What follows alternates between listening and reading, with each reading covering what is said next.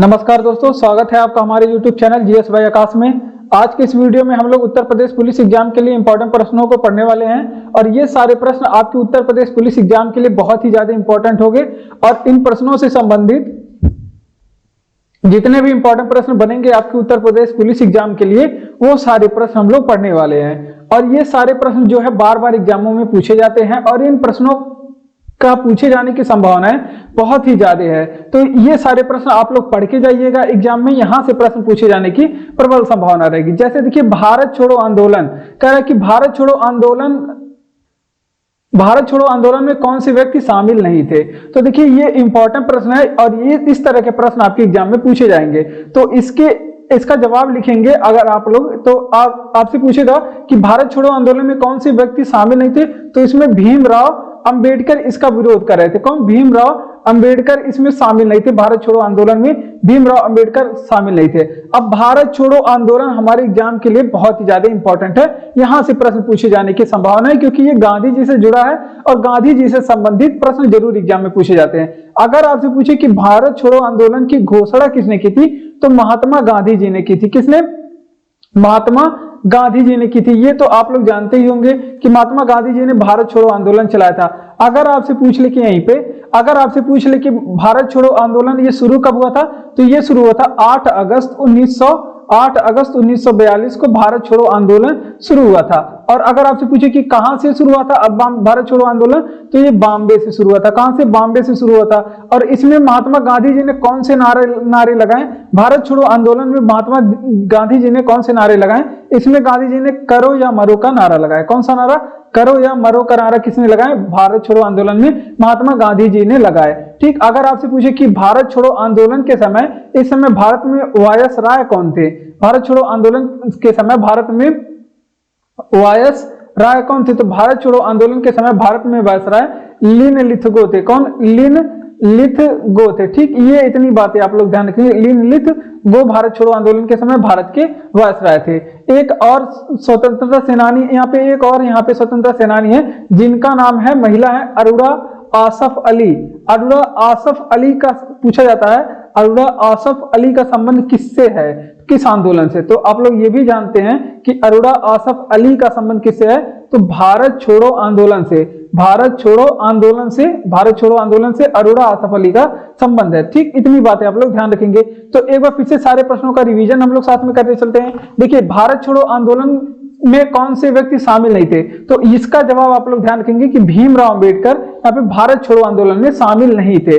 अगर आपसे पूछे कि भारत छोड़ो आंदोलन की घोषणा किसने की थी, तो भारत छोड़ो आंदोलन की घोषणा महात्मा गांधी जी ने की थी 8 अगस्त 1942 को। कहीं कहीं पे 9 अगस्त 1942 भी मिलता है, तो 8 अगस्त 1942 को भारत छोड़ो आंदोलन शुरू हुआ था। अगर आपसे पूछे कि कहां से भारत छोड़ो आंदोलन शुरू हुआ था, तो बॉम्बे से भारत छोड़ो आंदोलन शुरू हुआ। इसमें गांधी जी ने कौन से नारे लगाए, तो करो या मरो का नारा लगाया। कौन सा? करो या मरो का नारा लगाया। ठीक। उसके बाद अगर आपसे पूछे कि इस समय भारत में वायसराय कौन थे, तो भारत छोड़ो आंदोलन के समय भारत में वायसराय थे लिनलिथगो।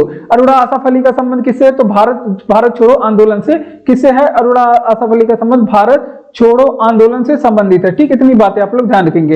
अगला प्रश्न देखिए, यहाँ पे पुस्तक से प्रश्न पूछा गया है। पुस्तक से प्रश्न, दिवस से प्रश्न और एक जनजाति से प्रश्न, ये सारे प्रश्न आपके एग्जाम में पूछे जाएंगे। और एक आविष्कार से प्रश्न कि कौन से लोगों ने कौन से आविष्कार किए, तो ये सारे प्रश्न एग्जाम में आजकल पूछे जा रहे हैं। तो ये सारे प्रश्न आप लोग जरूर याद करके जाएं। तो देखिए, डिवाइन लाइफ के लेखक कौन है, तो डिवाइन लाइफ के लेखक शिवानंद है। कौन? तो यहां पे लिखेंगे डिवाइन लाइफ के लेखक कौन है, शिवानंद है। ठीक। अगर आपसे पूछे शिवानंद है डिवाइन लाइफ के लेखक। अगर आपसे पूछे कि लाइफ डिवाइन के लेखक कौन है, तो इसका जवाब कुछ और हो जाएगा। लाइफ डिवाइन के लेखक अगर आपसे पूछ ले तो अरविंद, तो इसके रचयिता कौन है, अरविंद घोष। लाइफ डिवाइन पुस्तक के लेखक कौन है, अरविंद घोष। अगर आपसे पूछे कि इंडिया डिवाइडेड पुस्तक के लेखक कौन है, इंडिया डिवाइडेड पुस्तक के लेखक कौन है, तो इंडिया डिवाइडेड पुस्तक के लेखक आप लोग ध्यान रखेंगे, इसके लेखक हैं, इंडिया डिवाइडेड पुस्तक के लेखक हैं कौन, आपके डॉक्टर राजेंद्र प्रसाद। कौन है, डॉक्टर राजेंद्र प्रसाद हैं। ठीक। ये बात आप लोग ध्यान रखेंगे। उसके बाद अगर आपसे पूछ ले कि अगर आपसे पूछे कि स्ट्रगल इंडिया किसकी पुस्तक है, तो द स्ट्रगल इंडिया नामक जो पुस्तक है, द स्ट्रगल इंडिया नामक पुस्तक, ये आपके सुभाष चंद्र बोस की है। किसकी है? द स्ट्रगल इंडिया नामक पुस्तक किसकी है? तो ये आप लोग ध्यान रखेंगे सुभाष चंद्र बोस की पुस्तक है। ठीक, इतनी बातें आप लोग ध्यान रखेंगे, इतनी बातें। और यहीं पे एक आपके इंदिरा गांधी जी की एक पुस्तक है जिसका नाम है इंटरनल इंडिया। किसकी? Internal India. अगर आपसे पूछे किसकी पुस्तक है? Internal India. तो ये आपके इंदिरा गांधी जी की पुस्तक है, जिन्हें आयरन लेडी ऑफ इंडिया कहा जाता है, भारत की पहली महिला प्रधानमंत्री और भारत रत्न पाने वाली पहली भारतीय महिला। तो देखिए, इंडिया डिवाइडेड के लेखक कौन है? शिवानंद है, इंडिया डिवाइडेड के लेखक। उसके बाद अगर आपसे पूछे कि लाइफ डिवाइन के लेखक कौन है, तो लाइफ डिवाइन के लेखक अरविंद घोष है। कौन? अरविंद घोष है। अगर आपसे पूछे कि इंडिया डिवाइडेड पुस्तक के लेखक कौन है, तो राजेंद्र प्रसाद। अगर आपसे पूछे कि द स्ट्रगल इंडिया पुस्तक के लेखक कौन है, तो सुभाष चंद्र बोस। अगर आपसे पूछे कि इंटरनल इंडिया की पुस्तक के लेखक कौन है, इंटरनल इंडिया पुस्तक के लेखक, तो आपके इंटरनल इंडिया पुस्तक के लेखक कौन है? तो इंडिया नहीं, इंटरनल इंडिया के पुस्तक के लेखक आपके इंदिरा गांधी है। कौन? इंदिरा गांधी। तो इंदिरा गांधी के बारे में भी आप लोग इस पुस्तक के बारे में ध्यान रखिएगा। तो देखिए, यहां से जितने भी प्रश्न आपके बन सकते हैं पुस्तक से इंपॉर्टेंट, वो हमने यहाँ पे आप लोग को बताया। तो आप लोग यहाँ पे जो प्रश्न आपको आ रहा है उसको छोड़ दीजिए, और जो नहीं आ रहा है उसको आप अपने कॉपी में नोट करते हुए चलिए। एमनेस्टी इंटरनेशनल का मुख्यालय कहाँ पे है? तो देखिए, यहाँ पे इंपॉर्टेंट प्रश्न कह रहा है कि एमनेस्टी इंटरनेशनल मुख्यालय कहाँ पे है? तो एमनेस्टी जो इंटरनेशनल मुख्यालय, इसकी संस्था कहाँ पे? पेरिस में है। इसकी संस्था कहाँ पे है? और पेरिस कहाँ पे है? फ्रांस में है। ठीक, ये बात आप लोग ध्यान रखेंगे। इसकी जो मुख्यालय है वो पेरिस फ्रांस में है। ठीक, अगर आपसे पूछे, सॉरी एमनेस्टी ऑफ इंटरनेशनल है ना, तो एमनेस्टी ऑफ इंटरनेशनल का जो हेडक्वार्टर है वो है आपके लंदन में। कहाँ पे? लंदन में एमनेस्टी ऑफ इंटरनेशनल का मुख्यालय लंदन में है। ये आप लोग ध्यान रखेंगे। अगर आपसे पूछे कि एमनेस्टी ऑफ इंटरनेशनल की स्थापना कब हुई थी, तो इसकी स्थापना 1961 में हुई थी। कब हुई थी इसकी स्थापना? 1961 में हुई थी। अगर आपसे पूछे कि इंटरनल ऑफ एमनेस्टी इंटरनेशनल कार्य क्या करता है, तो मानवाधिकारों की रक्षा करता है। कि मानव के अधिकारों की ये रक्षा करता है, मानव के अधिकारों की रक्षा करता है। ठीक, इतनी बातें आप लोग ध्यान रखेंगे। अब बात कर लेते हैं कुछ आगे प्रश्नों के बारे में। जैसे अगर आपसे पूछे कि WTO के बारे में आप लोग पढ़े होंगे, वर्ल्ड ट्रेड ऑर्गेनाइजेशन।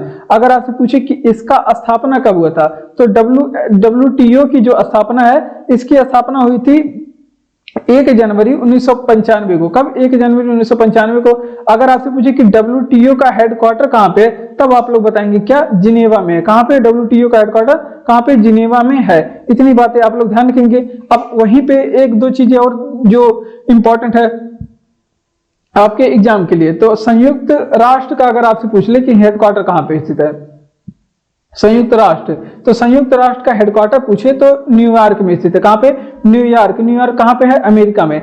और अगर आपसे पूछे कि इंटरनेशनल न्यायालय का हेडक्वार्टर कहाँ पे है, इंटरनेशनल न्यायालय, इंटरनेशनल न्यायालय को क्या बोलते हैं, तो इंटरनेशनल जो न्यायालय है इसको लघु संसद भी बोलते हैं। और इसका मुख्यालय कई बार एग्जाम में पूछा गया है, क्योंकि बाकी सभी का हेडक्वार्टर तो कहाँ पे है, तो इसका हेडक्वार्टर अलग है। तो इसका हेडक्वार्टर कहाँ पे है, तो इंटरनेशनल जो न्यायालय है इसका हेडक्वार्टर द हेग में। कहाँ पे? द हेग में है। ठीक, इतनी बातें आप लोग ध्यान रखेंगे। नीदरलैंड की राजधानी एम्स्टर्डम होती है। अगर आपसे पूछे कि एमनेस्टी इंटरनेशनल का मुख्यालय कहाँ पे है, तो लंदन में है। एमनेस्टी इंटरनेशनल काम क्या करती, स्थापना कब हुई थी, तो 1961 में इसकी स्थापना हुई थी। कार्य क्या करती है, तो मानव के अधिकारों की ये रक्षा करती है, मानव के अधिकारों की ये रक्षा करती है। अगर आपसे पूछे WTO के बारे में, स्थापना पूछ ले तो 1 जनवरी 1995 को। हेडक्वार्टर पूछे WTO को कहाँ पे है, तो जिनेवा में है WTO की हेडक्वार्टर। अगर आपसे पूछे कि संयुक्त राष्ट्र संघ का हेडक्वार्टर न्यूयॉर्क में, इंटरनेशनल न्यायालय का हेडक्वार्टर कहाँ पे है, द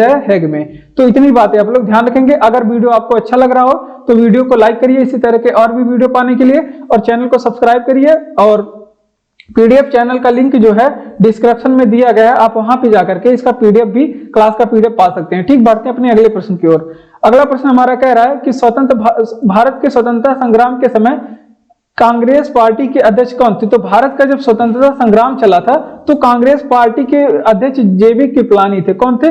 जेबी कृपलानी थे। और जेबी कृपलानी कहाँ के अध्यक्ष थे उस समय? तो 1946 के समय में, 1946 में चला था मेरठ अधिवेशन। कौन सा? मेरठ अधिवेशन। तो यहाँ के ये अध्यक्ष थे, मेरठ अधिवेशन के ये अध्यक्ष थे। ठीक, यहाँ पे अधिवेशन गलत लिखा गया है, आप लोग उसको अधिवेशन लिख लीजिएगा। ठीक, तो यहाँ के ये अध्यक्ष थे।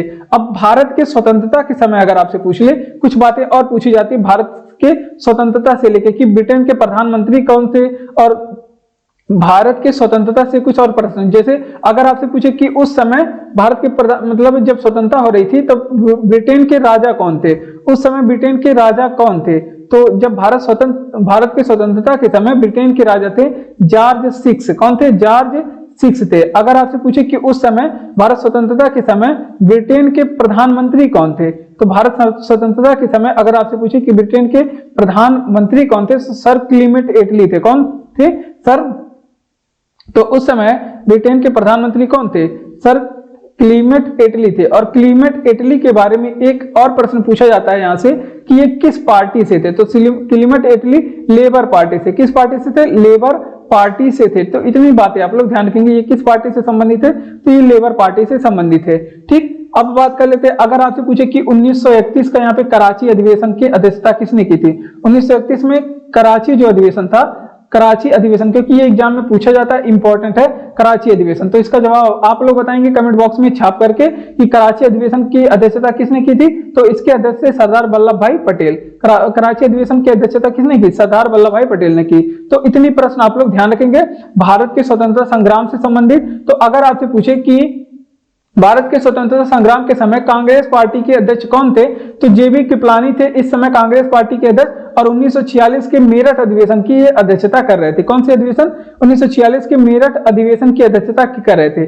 स्वतंत्रता से संबंधित अगर आपसे पूछे कि जब भारत का स्वतंत्रता संग्राम चल रहा था उस समय ब्रिटेन के राजा कौन थे? तो जॉर्ज सिक्स थे उस समय राजा। और ब्रिटेन के प्रधानमंत्री पूछे कौन थे? तो क्लीमेंट एटली थे ब्रिटेन के प्रधानमंत्री। और किस पार्टी से थे? तो ये लेबर पार्टी से थे, लेबर पार्टी की सरकार थी वहां पे। उसके बाद 1931 से कराची अधिवेशन पूछ लिया आपसे, तो उस समय अध्यक्षता कौन कर रहे थे? पटेल। 1931 की कराची अधिवेशन के सरदार वल्लभ भाई पटेल उसकी अध्यक्षता कर रहे थे, जिसको लौह पुरुष भी कहा जाता है। कलिंग पुरस्कार किसके द्वारा दिया जाता है? देखिए, कलिंग पुरस्कार की बात करें, ये यूनेस्को के द्वारा दिया जाता है। किसके द्वारा? यूनेस्को के द्वारा कलिंग पुरस्कार। अभी हम लोग आगे यूनेस्को के बारे में बात करेंगे।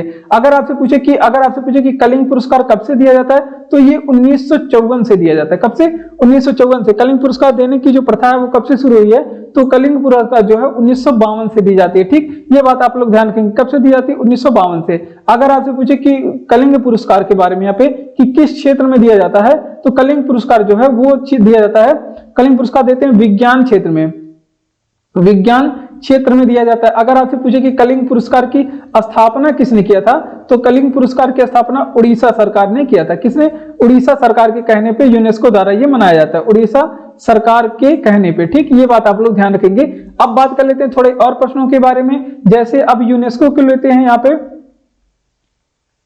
यूनेस्को के बारे में थोड़ी बातें कर लेते हैं। जैसे अगर आपसे पूछे कि यूनेस्को की स्थापना कब हुई थी, तो यूनेस्को की स्थापना जो है 1945 में हुई थी। कब हुई थी?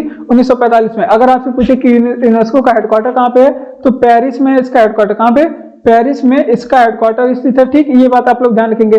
अगर आपसे पूछे कि पे ग्रैमी पुरस्कार किस क्षेत्र में दिया जाता है, ग्रैमी पुरस्कार किस क्षेत्र में दिया जाता है, तो संगीत के क्षेत्र में ग्रैमी पुरस्कार दिया जाता है। और बात कर लेते हैं, अगर आपसे पूछे कि बुकर पुरस्कार किस क्षेत्र में दिया जाता है, बुकर पुरस्कार किस क्षेत्र में दिया जाता है, तो ये साहित्य के क्षेत्र में दिया जाता है। किस क्षेत्र में? साहित्य के क्षेत्र में दिया जाता है। ठीक, इतनी बातें आप लोग ध्यान रखेंगे, इतने प्रश्न आप लोग यहाँ इस प्रश्न से ध्यान रखेंगे। तो देख लीजिए एक बार फिर से कि कलिंग पुरस्कार किसके द्वारा दिया जाता है, तो कलिंग पुरस्कार देने का काम तो यूनेस्को द्वारा किया जाता है। लेकिन प्रश्न यहाँ पे कंफ्यूजन क्या करता है, अगर आपसे पूछे कलिंग पुरस्कार की स्थापना किसने किया था, तो उड़ीसा सरकार के द्वारा इस पुरस्कार के देने की स्थापना की जाती है। कलिंग पुरस्कार कब से दिया जाता है, तो 1952 से दिया जाता है। किस क्षेत्र में दिया जाता है, तो विज्ञान क्षेत्र में कलिंग पुरस्कार दिया जाता है। ठीक, अब बात कर लेते हैं यूनेस्को के बारे में।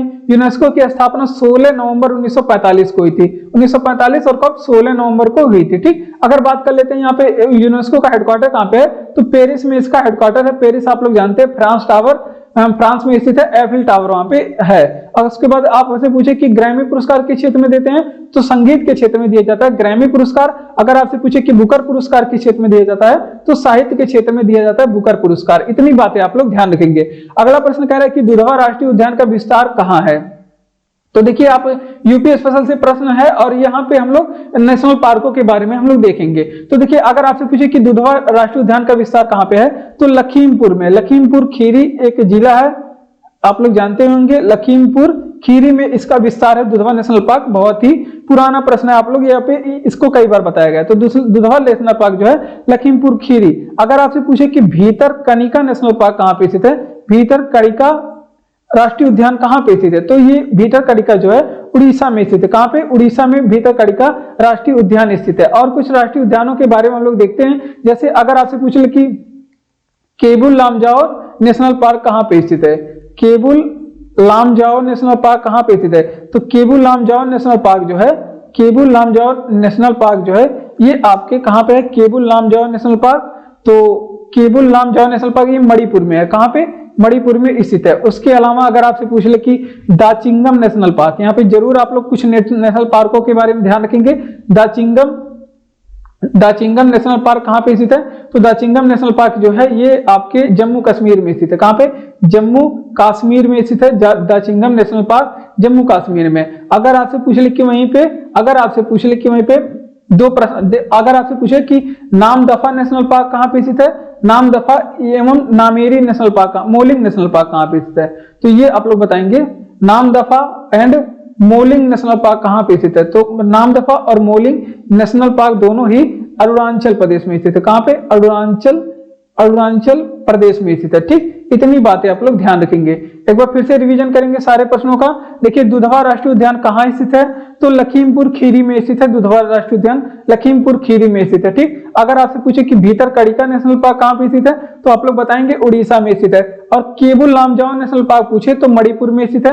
केबुल लामजाओ नेशनल पार्क पूछेगा कहाँ बताएंगे, मणिपुर में। उसके अलावा दाचिंगम नेशनल पार्क जम्मू कश्मीर में। नामदफा और मोलिंग नेशनल पार्क कहाँ पे स्थित है, अरुणाचल प्रदेश में। नामदफा और मोलिंग नेशनल पार्क कहाँ पे स्थित है, अरुणाचल प्रदेश में। तो इतनी बातें इस प्रश्न से आप लोग ध्यान रखेंगे। बढ़ते हैं अपने अगले प्रश्न की ओर। और अगला प्रश्न हमारा कह रहा है कि भारत में सामान्यतः कठपुतली कला को कितने भागों में बांटा गया है। तो यहाँ पे देखिए कठपुतली कला भी है हमारे भारत में। आप लोग कठपुतली देखे होंगे, नहीं ढेर तो यूट्यूब पे तो देखे होंगे। कठपुतली से मूवी भी बना है। देखिए कठपुतली को 4 भागों में बांटा गया है। कौन कौन सा कठपुतली हो गया, तो एक तो धागा कठपुतली हो गया जो कि धागा से नचाया जाता है, धागा कठपुतली। चारों को हम लोग देख लेंगे क्योंकि इंपॉर्टेंट कोई भी आपसे पूछ लेते हैं कि इनमें से कौन सा नहीं है। तो पहला तो हो गया धागा कठपुतली और दूसरा हो गया छाया कठपुतली। छाया कठपुतली एक पर्दे पे छाया करके दिखाया जाता है। कठपुतली सही लिखा रहा है, यहाँ पे कठपुतली गलत हो गया। अब बात कर लेते हैं तीसरा नंबर क्या हो जाएगा, तो आपका एक हो जाएगा छड़ कठपुतली और एक हो जाएगा कौन सा कठपुतली, तो एक हो जाएगा आपका कौन सा, तो चौथे नंबर का हो जाएगा जो दस्ताना पहनते हैं, वो दस्ताना पहन के करते हैं उसको कहते हैं दस्ताना कठपुतली। तो इस तरह से भारत में 4 तरह की कठपुतलियां हैं, ये आप लोग ध्यान रखेंगे। अगर वहीं आपसे पूछ ले कि कठपुतली लोक नृत्य कहाँ का है, कठपुतली जो लोक नृत्य है ये कहाँ का है, तो जो कठपुतली लोक नृत्य है, लोक नृत्य किस राज्य का है, तो कठपुतली लोक नृत्य जो है राजस्थान में किया जाता है। कहाँ पे, राजस्थान में। तो इतनी बातें आप लोग इस प्रश्न से इतनी बातें आप लोग ध्यान रखेंगे। तो एक बार फिर से रिवीजन करेंगे। देखिए भारत में सामान्यतः कठपुतली कला कितने भागों में बांटा गया है, तो कठपुतली कला को भारत में 4 भागों में बांटा गया। कितने भागों में, 4 भागों में। कौन कौन से कठपुतली, जैसे धागा कठपुतली हो गया आपका, छाया कठपुतली हो गया, धागा कठपुतली, उसके अलावा छड़ कठपुतली हो गया, उसके अलावा दास्ताना कठपुतली हो गया। तो इस तरह से भारत में 4 तरह की कठपुतली है, ये आप लोग ध्यान रखेंगे। और कठपुतली लोक नृत्य अगर आपसे पूछे किस राज्य का है, तो राजस्थान राज्य का है कठपुतली लोक नृत्य। इतनी बातें आप लोग ध्यान रखेंगे। अब बढ़ते हैं हम लोग अपने प्रश्न की ओर। अगला कह रहा है कि गुआम द्वीप पर किसका प्रशासनिक अधिकार है, तो देखिए गुआम द्वीप जो है अमेरिका के वहां पे निकट में है, प्रशांत महासागर में। तो इस पे अधिकार किसका है, अमेरिका का। किस पे, अमेरिका का अधिकार है। अगर आपसे पूछे कि गुआम द्वीप स्थित कहाँ पे है, तो आप लोग क्या बताएंगे कि गुआम द्वीप जो है ये प्रशांत महासागर, यहाँ पे दक्षिणी प्रशांत महासागर, गुआम द्वीप कहाँ स्थित है, दक्षिणी प्रशांत महासागर में ये द्वीप स्थित है। ठीक, तो इतनी बातें आप लोग ध्यान रखेंगे। यहाँ पे महासागर आप लोग समझ लेंगे, दक्षिणी प्रशांत महासागर में ये स्थित है। अब कुछ द्वीपों के बारे में देख लेते हैं जो आपके एग्जाम के लिए इंपॉर्टेंट होगा। तो ये जो गुआम द्वीप है, ये जो है गुआम द्वीप जो ये अमेरिकी नौसेना है उसका बेस कैंप है। तो ये भी आप लोग यहाँ पे नोट करेंगे, अमेरिकी नौसेना का ये बेस कैंप है, ठीक, बेस है, ठीक, ये बात आप लोग ध्यान रखेंगे। अब बात कर लेते हैं कुछ द्वीपों के बारे में। जैसे विश्व का जो सबसे बड़ा द्वीप है जिसको कहते हैं ग्रीनलैंड द्वीप। अगर आपसे पूछे कि ये किस महाद्वीप में है, तो अगर आपसे पूछे कि ग्रीनलैंड द्वीप किस महाद्वीप में पड़ता है, तो ग्रीनलैंड द्वीप जो है ये उत्तरी अमेरिका महाद्वीप में। किस महाद्वीप में? उत्तरी अमेरिका महाद्वीप में। लेकिन अगर आपसे पूछे कि ग्रीनलैंड द्वीप पे अधिकार किस देश का है, तो ग्रीनलैंड द्वीप पे अगर आपसे पूछे कि प्रशासनिक अधिकार, जैसे यहाँ पे देखिए आप लोग गुआम द्वीप पे प्रशासनिक अधिकार किसका? अमेरिका का। वैसे तरह ग्रीनलैंड जो द्वीप है इसका अधिकार है डेनमार्क का, एक छोटा सा कंट्री है यूरोप का, उस पे अधिकार है ग्रीनलैंड पे किसका अधिकार है? डेनमार्क का अधिकार है, ठीक। इतनी बातें आप लोग ध्यान रखेंगे। उसके अलावा एक द्वीप के बारे में और देख लेंगे। अगर आपसे पूछे कि बैफिन द्वीप पर किसका अधिकार है, बैफिन द्वीप पर पूछे किसका अधिकार है, तो बैफिन द्वीप पे पूरा का पूरा कनाडा का अधिकार है। किसका अधिकार है? कनाडा का अधिकार है, ठीक। इतनी द्वीपों के बारे में आप लोग ध्यान रखेंगे। अगर आप वर्ल्ड जियोग्राफी में इंटरेस्ट रखते हैं तो ये सारे प्रश्न आपको बहुत ही बढ़िया लग रहा होगा। तो देखिए अगर आपसे पूछ ले कि गुआम द्वीप पर किसका प्रशासनिक अधिकार है, तो गुआम द्वीप पे जो है अमेरिका का प्रशासनिक अधिकार है। गुआम द्वीप अगर आपसे पूछे कि स्थित कहां पे है, तो दक्षिणी प्रशांत महासागर में स्थित है। दक्षिणी प्रशांत महासागर में गुआम द्वीप स्थित है। उसके बाद गुआम द्वीप जो है वो आपके अमेरिकी नौसेना का बेस कैंप है, अमेरिकन नौसेना का यहाँ पे बेस कैंप है। उसके अलावा ग्रीनलैंड द्वीप जो है वो कौन से महाद्वीप में स्थित है, तो ये उत्तरी अमेरिका महाद्वीप में है। और इस पे अधिकार किसका है, तो ग्रीनलैंड द्वीप पे अधिकार डेनमार्क का है। किसका अधिकार है? डेनमार्क का। अगर आपसे पूछे कि बैफिन द्वीप कहां पे स्थित है, तो बैफिन द्वीप जो है कनाडा का अधिकार है। किसका अधिकार है बैफिन द्वीप पे, तो पूरा का पूरा कनाडा का अधिकार है। गरीबों की कथकली किस नृत्य को कहते हैं, तो गरीबों की जो कथकली है ओट्टन तुल्लू को कहते हैं। किसको कहते हैं? ओट्टन तुल्लू को कहते हैं गरीबों की कथकली, ठीक। इतनी बातें आप लोग ध्यान रखेंगे। अब बात कर लेते हैं कथकली के बारे में। यहाँ पे देखिए एक लोक शास्त्रीय नृत्य है कथकली। तो अगर आपसे पूछे कि कथकली और मोहिनी अट्टम किस राज्य का है, कथकली एंड मोहिनी अट्टम किस राज्य का है, तो कथकली एंड मोहिनी अट्टम जो है ये आपके कथकली और मोहिनी अट्टम ये दोनों आपके केरल के हैं। कहाँ के? केरल के लोक शास्त्रीय नृत्य हैं, ठीक। ये बात आप लोग ध्यान रखेंगे। अब कुछ लोक नृत्यों के बारे में बात करेंगे। जैसे अगर आपसे पूछे कि मांडी कहाँ का लोक नृत्य है और झागोर कहाँ का लोक नृत्य है, मांडी झागोर पूछ ले और ढकनी पूछ ले, ये लोक नृत्य के बारे में आप लोग ध्यान रखेंगे, क्योंकि आजकल एग्जाम में ऐसे लोक नृत्य पूछे जाते हैं जो कि सुनने में कम आया होगा। तो ये गोवा के लोक नृत्य है। कहाँ के? गोवा के लोक नृत्य है। अगर आपसे पूछ ले कि वहीं पे गिद्धा कहाँ का लोक नृत्य है, गिद्धा कहाँ का लोक नृत्य है। उसके अलावा सम्मी कहाँ का लोक नृत्य है, तो गिद्धा और सम्मी दोनों आप लोग ध्यान रखेंगे। ये कहाँ का लोक नृत्य है, ये दोनों ही पंजाब का लोक नृत्य है। कहाँ का? पंजाब का लोक नृत्य है। एक और आप लोग नोट करेंगे, अगर आपसे पूछे कि कालबेलिया कहाँ का है, कालबेलिया कई बार एग्जाम में पूछा भी गया है और मैं आपको कई बार बताया भी हूँ, क्लास में आपको बताया गया है। और घूमर, कालबेलिया और घूमर के बारे में बात करेंगे, तो ये दोनों कहाँ के? राजस्थान के। कहाँ के? राजस्थान के लोक नृत्य। इतनी बातें आप लोग लोक नृत्य से याद रखेंगे। तो देखिए गरीबों की कथकली किस नृत्य को कहते हैं, तो ओट्टन तुल्लू को कहते हैं गरीबों की कथकली। ओट्टन तुल्लू को कहते हैं गरीबों की कथकली। उसके अलावा कथकली और मोहिनी अट्टम ये दोनों आप लोग ध्यान रखेंगे किस राज्य का है, तो कथकली और मोहिनी अट्टम दोनों केरल राज्य के। कहाँ के? केरल राज्य के। अगर आपसे पूछे कि मांडी और झागोर और ढकनी लोक नृत्य कहाँ के हैं, तो दोनों गोवा के। कहाँ के? गोवा के। उसके अलावा गिद्धा एंड सम्मी ये कहाँ के लोक नृत्य है, तो ये दोनों पंजाब के लोक नृत्य। कहाँ के? पंजाब के लोक नृत्य। कालबेलिया और घूमर ये दोनों राजस्थान के लोक नृत्य है। कालबेलिया और घूमर दोनों कहाँ के लोक नृत्य है, दोनों राजस्थान के लोक नृत्य है। तो इतनी बातें आप लोग ध्यान रखेंगे। बढ़ते हैं अपने अगले प्रश्न की ओर। और अगला प्रश्न है कि धर्म की उन्नति क्षेत्र में कौन सा पुरस्कार दिया जाता है, तो धर्म की उन्नति के क्षेत्र में टेम्पल्टन पुरस्कार दिया जाता है। टेम्पल्टन पुरस्कार किस क्षेत्र में दिया जाता है? धर्म की उन्नति के क्षेत्र में टेम्पल्टन पुरस्कार दिया जाता है। और टेम्पल्टन पुरस्कार टेम्पल्टन के नाम पर रखा गया है, ठीक। अगर आपसे पूछे कि यहाँ पे लिखेंगे कि टेम्पल्टन पुरस्कार पाने वाली प्रथम महिला कौन है। टेम्पल्टन पुरस्कार पाने वाली प्रथम महिला कौन है, तो टेम्पल्टन पुरस्कार पाने वाली प्रथम महिला कौन है, मदर टेरेसा। कौन है, मदर टेरेसा है टेम्पल्टन पुरस्कार पाने वाली पहली महिला, जो कि उन्हें दिया गया था 1973 में। कब दिया गया था, 1973 में। 1973 में टाइगर प्रोजेक्ट भी आया था। यहां से आप लोग रिलेट करके याद रखेंगे। कलिंग पुरस्कार किस क्षेत्र में दिया जाता है, तो कलिंग पुरस्कार अभी हमने बताया कि विज्ञान के क्षेत्र में दिया जाता है। किस क्षेत्र में, विज्ञान के क्षेत्र में दिया जाता है कलिंग पुरस्कार। इसके अलावा अगर आपसे पूछे कि गोल्डन ग्लोब अवार्ड किस क्षेत्र में दिया जाता है, गोल्डन ग्लोब पुरस्कार किस क्षेत्र में दिया जाता है। अगर आपसे पूछे कि गोल्डन ग्लोब पुरस्कार किस क्षेत्र में दिया जाता है, तो गोल्डन ग्लोब पुरस्कार जो है ये फिल्म के क्षेत्र में दिया जाता है। किस क्षेत्र में, फिल्म के क्षेत्र में। और एक पुरस्कार के बारे में और आप लोग ध्यान रखेंगे, अगर आपसे पूछे कि गोल्डन, यहां पे हटाइए, यहां पे लिखिए, अगर आपसे पूछे कि गोल्डन 500 एक पुरस्कार होता है, 500 गोल्डन 500 जो कि पर्यावरण के क्षेत्र में दिया जाता है, तो ये भी नए हैं, आप लोग ध्यान रखेंगे। गोल्डन 500 पुरस्कार किस क्षेत्र में अगर आपसे पूछे दिया जाता है, तो गोल्डन 500 जो पुरस्कार है ये आपके पर्यावरण के क्षेत्र में दिया जाता है। किस क्षेत्र में, पर्यावरण के क्षेत्र में दिया जाता है। तो इतनी बातें आप लोग ध्यान रखेंगे। तो देखिए, धर्म के उन्नति क्षेत्र में कौन सा पुरस्कार दिया जाता है, तो टेम्पल्टन पुरस्कार धर्म की उन्नति के क्षेत्र में दिया जाता है, सराहनीय कार्य करने के लिए। और टेम्पल्टन पुरस्कार पाने वाली पहली महिला कौन है, मदर टेरेसा है टेम्पल्टन पुरस्कार पाने वाली पहली महिला। और इन्हें 1973 में दिया गया था। कब, 1973 में इनको दिया गया था।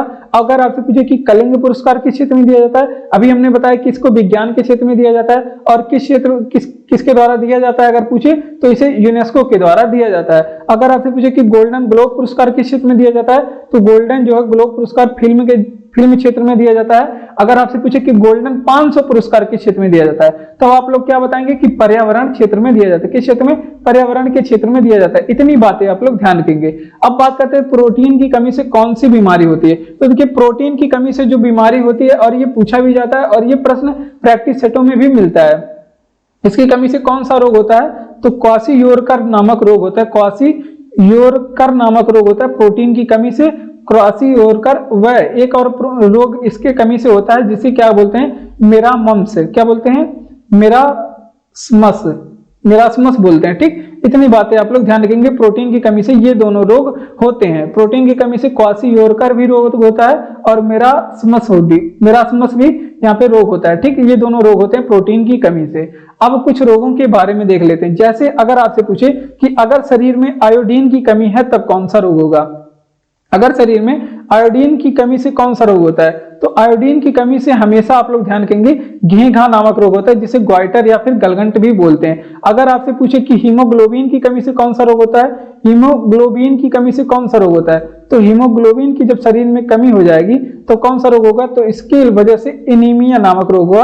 कौन सा रोग, एनीमिया नामक रोग होगा। अगर आपसे पूछे कि शरीर में, अगर आपसे पूछे कि मलेरिया रोग में प्रोटोजोआ बताइए, मलेरिया रोग में, यहाँ पे देखिए एग्जाम में प्रश्न पढ़ने के लिए तो बहुत सारे हैं, लेकिन यहाँ पे आप लोग को वो सारे प्रश्न चुन चुन के बताए जाते हैं जो बार बार एग्जामों में पूछे गए और जिन्हें पूछे जाने की संभावनाएं बहुत होती हैं। तो देखिए, मलेरिया रोग में बताएंगे आप लोग। अगर आपसे पूछे कि मलेरिया रोग किस प्रोटोजोआ के कारण होता है, तो मलेरिया रोग में प्लाज्मोडियम प्रोटोजोआ होता है। अगर आपसे प्लाज्मोडियम प्रोटोजोआ होता है। ठीक, अगर आप लोग प्रैक्टिस सेट सॉल्व करते होंगे तो ये सारे प्रश्न जरूर आपको मिलते होंगे। प्लाज्मोडियम प्रोटोजोआ क्यों मिलते हैं, क्योंकि ये सारे प्रश्न बहुत ही ज्यादा इंपॉर्टेंट होते हैं। वही प्रश्न सब प्रैक्टिस सेट वाले छापते हैं जो बार बार आने की संभावनाएं रहती हैं, ताकि उन लोग का नाम बढ़े थोड़ा सा। अब बात करते हैं मलेरिया नामक रोग में कौन सी जो है प्रोटोजोआ होती है, तो प्लाज्मोडियम नामक प्रोटोजोआ मलेरिया रोग में होती है। ब्रोंकाइटिस नामक रोग में कौन से, ब्रोंकाइटिस नामक रोग शरीर का कौन सा भाग प्रभावित करता है, तो ब्रोंकाइटिस नामक जो रोग है, ब्रोंकाइटिस नामक रोग शरीर के किस भाग को प्रभावित करता है, तो इससे प्रभावित होता है आपका पूरा श्वसन तंत्र। कौन सा तंत्र, श्वसन तंत्र इससे तो पूरा प्रभावित होता है। तो एक बार फिर से रिवीजन करेंगे। देखिए, प्रोटीन की कमी से कौन सी बीमारी होती है, क्वाशीयोरकर और मेरास्मस नामक रोग होती है। प्रोटीन की कमी से, आयोडीन की कमी से कौन सा रोग होता है, तो घेघा जिसे गलगंट या फिर ग्वाइटर भी बोलते हैं। हीमोग्लोबिन की कमी से कौन सा रोग होता है, एनीमिया नामक रोग होता है हीमोग्लोबिन की कमी से। और मलेरिया की कमी से प्लाज्मोडियम प्रोटोजोआ मलेरिया में कौन सा प्रोटोजोआ होता है? Plasmodium protozoa. अब ब्रोंकाइटिस नामक रोग ये श्वसन तंत्र से संबंधित है। किससे संबंधित है? ब्रोंकाइटिस नामक रोग जो श्वसन तंत्र से संबंधित है। गोल्डन रॉक पैगोडा किस देश में स्थित है? तो गोल्डन रॉक पैगोडा जो है वो म्यांमार में स्थित है। कहाँ पे?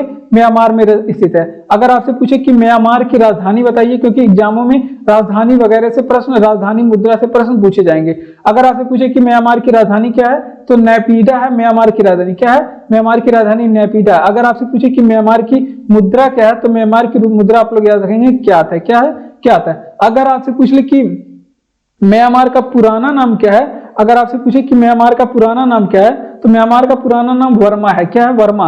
और म्यांमार की पुरानी राजधानी पूछ ले तो म्यांमार की पुरानी राजधानी भी पहले थी, तो म्यांमार की पुरानी राजधानी क्या है? तो पुरानी राजधानी इसकी म्यांमार की क्या है? रंगून है। क्या है? रंगून। इतनी बातें आप लोग ध्यान रखेंगे, रंगून।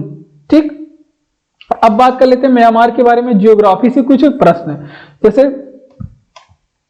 अगर आपसे पूछे कि माउंट पोपा ज्वालामुखी कहां पे स्थित है,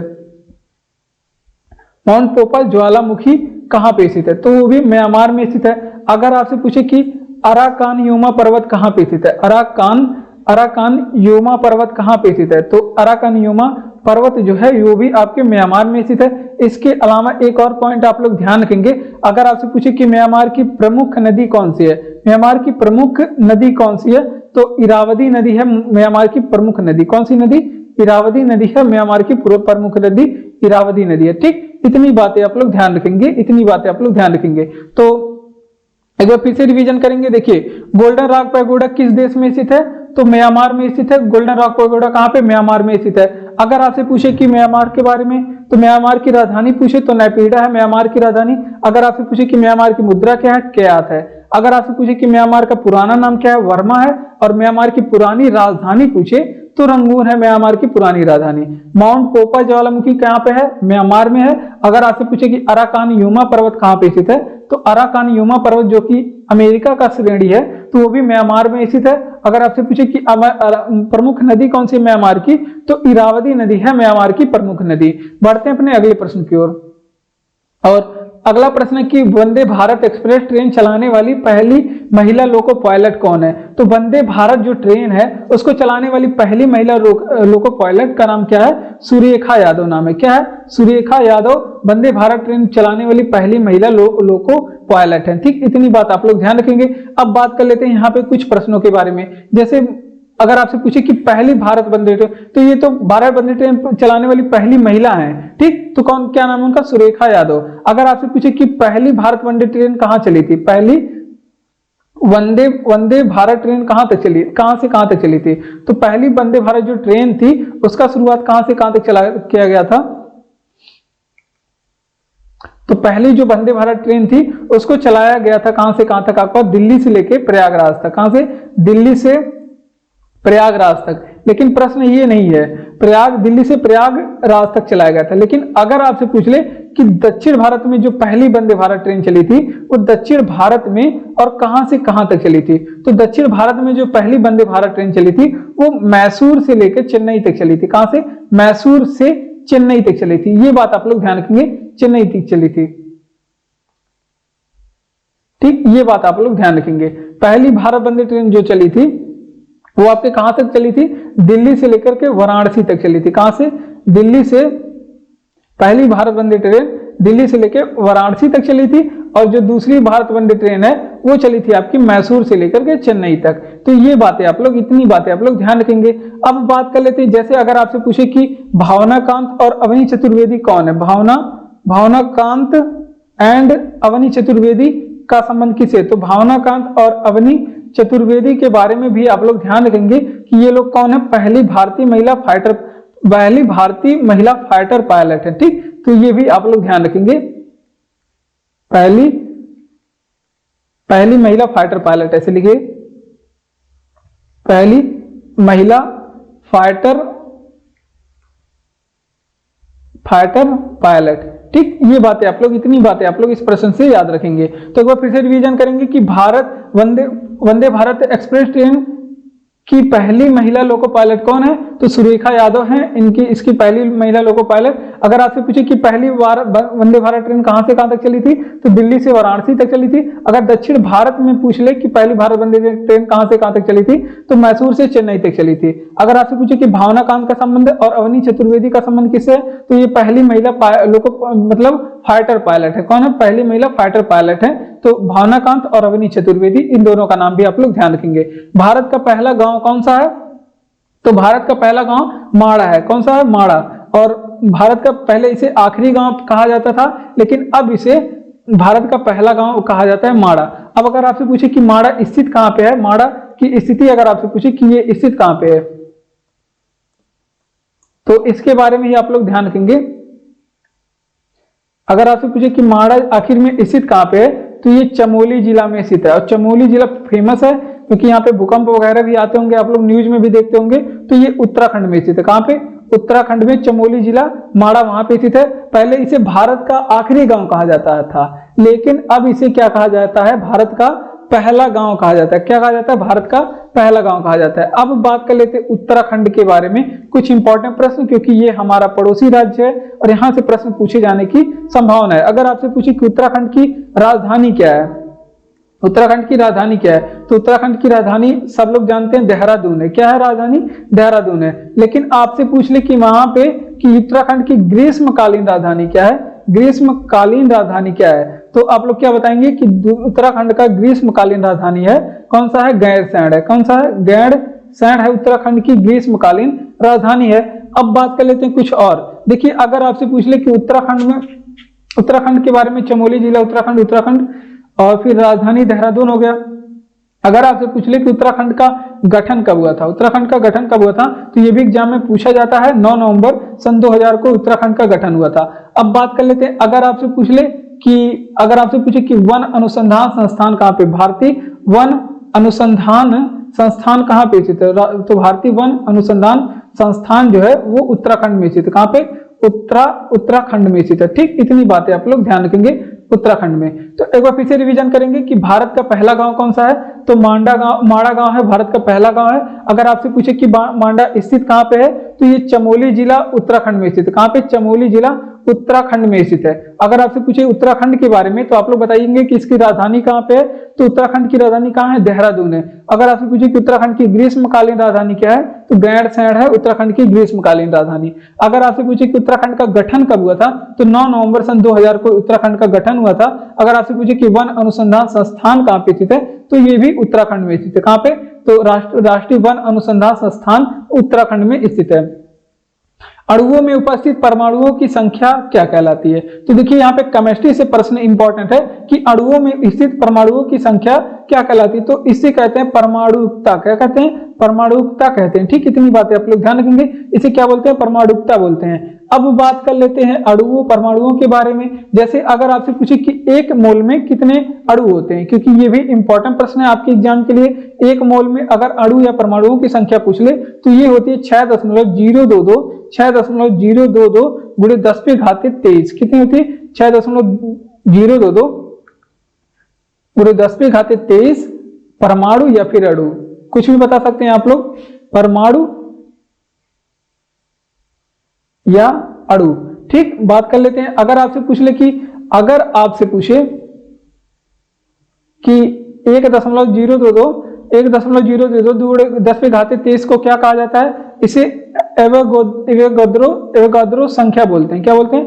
एवोगाद्रो संख्या बोलते हैं। ठीक, 6.022 गुणे 10⁻23 को ही क्या बोलते हैं? एवोगाद्रो संख्या बोलते हैं। अब बात कर लेते हैं कुछ इंपॉर्टेंट प्रश्नों के बारे में। जैसे अगर आपसे पूछे कि सबसे छोटी परमाणु त्रिज्या किसकी होती है, किस तत्व की सबसे छोटी परमाणु त्रिज्या, क्योंकि ये एग्जाम में पूछा गया प्रश्न है कि सबसे छोटी परमाणु त्रिज्या किस तत्व की होती है, तो सबसे छोटी परमाणु त्रिज्या क्लोरीन की होती है। किसकी होती है? सबसे छोटी परमाणु त्रिज्या क्लोरीन की होती है। ठीक, ये बात आप लोग ध्यान रखेंगे। अब बात कर लेते हैं सबसे छोटी परमाणु त्रिज्या किसकी होती है? क्लोरीन की होती है। अगर आपसे पूछे कि वहीं पे कि परमाणु सिद्धांत किसने दिया था, परमाणु सिद्धांत किसने दिया था, तो परमाणु सिद्धांत जो है वो डाल्टन ने दिया था। किसने दिया था? परमाणु सिद्धांत जो है डाल्टन ने, जॉन डाल्टन ने परमाणु सिद्धांत दिया था। तो अब इतनी बातें आप लोग ध्यान रखेंगे। अणुओं में उपस्थित परमाणुओं की संख्या क्या कहलाती है? तो इसे कहते हैं परमाणुकता। क्या कहते हैं? परमाणुकता। एक मोल में 6.022 गुणे 10 के घाते 23 परमाणु या फिर अणु होते हैं। 6.022 गुणे 10 के घाते 23 परमाणु या फिर अणु होते हैं, जिसे एवोगाद्रो संख्या भी बोलते हैं। अब बात कर लेते हैं कि सबसे छोटी परमाणु त्रिज्या कौन सी होती है? तो सबसे छोटी परमाणु त्रिज्या क्लोरीन होती है। क्या होती है? क्लोरीन होती है सबसे छोटी परमाणु त्रिज्या। अगर आपसे पूछे कि परमाणु सिद्धांत किसने दिया था, तो डाल्टन ने दिया था। परमाणु सिद्धांत किसने दिया था? डाल्टन ने दिया था। ठीक, अब बात कर लेते हैं अगले प्रश्नों के बारे में। तो अगर आपको वीडियो अच्छा लग रहा हो तो चैनल को सब्सक्राइब करिए, वीडियो को लाइक करिए, दोस्तों तक शेयर भी करिए, कमेंट बॉक्स में कमेंट करके बताइए कि ये वीडियो आपको कैसा लगा और भी आपको क्या चाहिए वीडियो में, या फिर आपको और क्या चीज पढ़ना है। और पीडीएफ आपको टेलीग्राम पे मिलेगा, लिंक डिस्क्रिप्शन में दिया गया है। ठीक, बढ़ते हैं अपने अगले प्रश्न की ओर। कह रहा है कि किसके रिपोर्ट को भारतीय शिक्षा का मैग्ना कार्टा कहा जाता है? तो यहाँ पे आप लोग ध्यान रखेंगे, चार्ल्स वुड का जो क्या है रिपोर्ट था, उसको भारतीय शिक्षा का मैग्ना कार्टा कहा जाता है। किसका? चार्ल्स वुड का जो रिपोर्ट था उसको क्या कहा जाता है? भारतीय शिक्षा का मैग्ना कार्टा से कहा जाता है। अब बात कर लेते हैं, चार्ल्स वुड आयोग का जो रिपोर्ट था उसको भारतीय शिक्षा का मैग्ना कार्टा कहा जाता है। लेकिन अगर आपसे पूछे कि चार्ल्स वुड कौन थे, आखिर चार्ल्स वुड कौन थे, तो देखिए जो आपके बोर्ड ऑफ कंट्रोल था उसके अध्यक्ष थे चार्ल्स वुड। चार्ल्स वुड कौन थे? बोर्ड ऑफ कंट्रोल के हेड थे। ठीक, ये बातें आप लोग ध्यान रखेंगे, बोर्ड ऑफ कंट्रोल के हेड थे कौन? Charles Wood. ठीक, ये बातें आप लोग ध्यान रखेंगे। अब बात कर लेते हैं, अगर आपसे पूछे कि भारतीय शिक्षा का मैग्ना कार्टा ये जो कहा जाता है चार्ल्स वुड डिस्पैच, ये कब आया? अगर आपसे पूछे कि ये कब आया था, तो ये आया था आपका 1854 में। चार्ल्स वुड डिस्पैच नीति जो है वो 1854 में आई थी। कब आई थी? 1854 में। अब बात कर लेते हैं कुछ आयोगों के बारे में और उससे वो किस चीज से संबंधित है, क्योंकि वो सारे एग्जाम में पूछे जाते हैं। अगर आपसे पूछे कि हंटर आयोग का संबंध किससे है, तो हंटर आयोग का संबंध आप लोग ध्यान रखेंगे, ये प्राथमिक शिक्षा से। किससे है? प्राथमिक शिक्षा से हंटर आयोग का संबंध है। ठीक, ये बात आप लोग ध्यान रखेंगे, इसका संबंध किससे है? प्राथमिक शिक्षा से। अगर एक और कमीशन के बारे में अगर आपसे पूछे कि ली आयोग का संबंध किससे है, ली आयोग का संबंध किससे है, तो इसे संघ लोक सेवा आयोग से। किसे? संघ लोक, इसके तहत इसके सिफारिश पे संघ लोक सेवा आयोग की स्थापना की गई थी। तो संघ लोक सेवा आयोग से संबंधित है, संघ लोक सेवा आयोग से संबंधित है ली आयोग। ठीक, ये बात आप लोग ध्यान रखेंगे। अब एक कमेटी के बारे में और आप लोग याद रखेंगे, अगर आपसे पूछे कि सैंडलर आयोग का संबंध किससे है, अगर आपसे पूछे कि सैंडलर आयोग का संबंध किससे है, तो सैंडलर आयोग का संबंध सीधा है किसे? शिक्षा से। तो ये सभी शिक्षा से संबंधित थे। तो ये इतनी बातें आप लोग ध्यान रखेंगे। तो एक बार फिर से रिवीजन करेंगे कि किसके रिपोर्ट को भारतीय शिक्षा का मैग्ना कार्टा कहा जाता है, तो चार्ल्स वुड आयोग था, इसके रिपोर्ट को भारतीय शिक्षा का मैग्ना कार्टा कहा जाता है। अब चार्ल्स वुड के बारे में बात करें, ये बोर्ड ऑफ कंट्रोल के हेड थे या फिर बोर्ड ऑफ कंट्रोल के अध्यक्ष थे चार्ल्स वुड। ठीक, ये बात आप लोग ध्यान रखेंगे। अब अगर आपसे पूछे कि चार्ल्स वुड का जो आयोग था इसका रिपोर्ट कब आया था, तो वो 1854 में आया था। हंटर आयोग की बात करें तो इसमें प्राथमिकता दी गई थी प्राथमिक शिक्षा पे, प्राथमिक शिक्षा से ये संबंधित था। ली आयोग का संबंध किससे? संघ लोक सेवा आयोग से है। संघ लोक सेवा आयोग का संबंध, लोक सेवा आयोग से संबंध है ली आयोग का। ठीक, सैंडलर आयोग का संबंध किससे? तो इसका भी संबंध किससे है? शिक्षा से संबंधित है। तो इतनी बातें आप लोग ध्यान रखेंगे। O3 क्या है, तो देखिए O3 के बारे में ध्यान रखेंगे। O3 क्या है, तो ये एक अपर रूप है। किसका अपर रूप है? अपर रूप है। ठीक, ये O3 क्या है, तो ये गैस है और किसका अपर रूप है, तो ओजोन गैस है। और ये अपर रूप है किसका? O3 किसका अपर रूप है, तो ये कार्बन का अपर रूप है। ओहो, ऑक्सीजन का अपर रूप है। O3 जो है ये ऑक्सीजन का अपर रूप है, ये भी आप लोग ध्यान रखेंगे। ऑक्सीजन का अपर रूप है क्या? Carbon, ozone. ठीक, अब ओजोन के बारे में कुछ इंपॉर्टेंट प्रश्न देख लेते हैं। ठीक, ओजोन जो है आपका कार्बन का अपर रूप है। और यहाँ पे आप लोग देख लीजिए O3। अगर आपसे पूछे कि O3 का अर्थ क्या है, तो O3 का यहाँ पे अर्थ ये हो जाता है कि इसमें ऑक्सीजन के 3, अगर आपसे पूछे कि O3 का अर्थ क्या है, तो इसमें ऑक्सीजन के 3 अणु हैं। ठीक, ये बात आप लोग ध्यान रखेंगे। ऑक्सीजन के कितने अणु हैं? ऑक्सीजन के 3 अणु हैं, ये बात आप लोग ध्यान रखेंगे। अब बात कर लेते हैं कुछ इंपॉर्टेंट प्रश्नों के बारे में। 3 अणु, देखिए अब ओजोन के बारे में ध्यान रखेंगे, क्या क्या चीजें पूछा जाता है एग्जाम में। अगर आपसे पूछे कि ओजोन स्थित कहाँ पे है, तो ओजोन जो है वो समताप मंडल में स्थित है। कहाँ पे? समताप।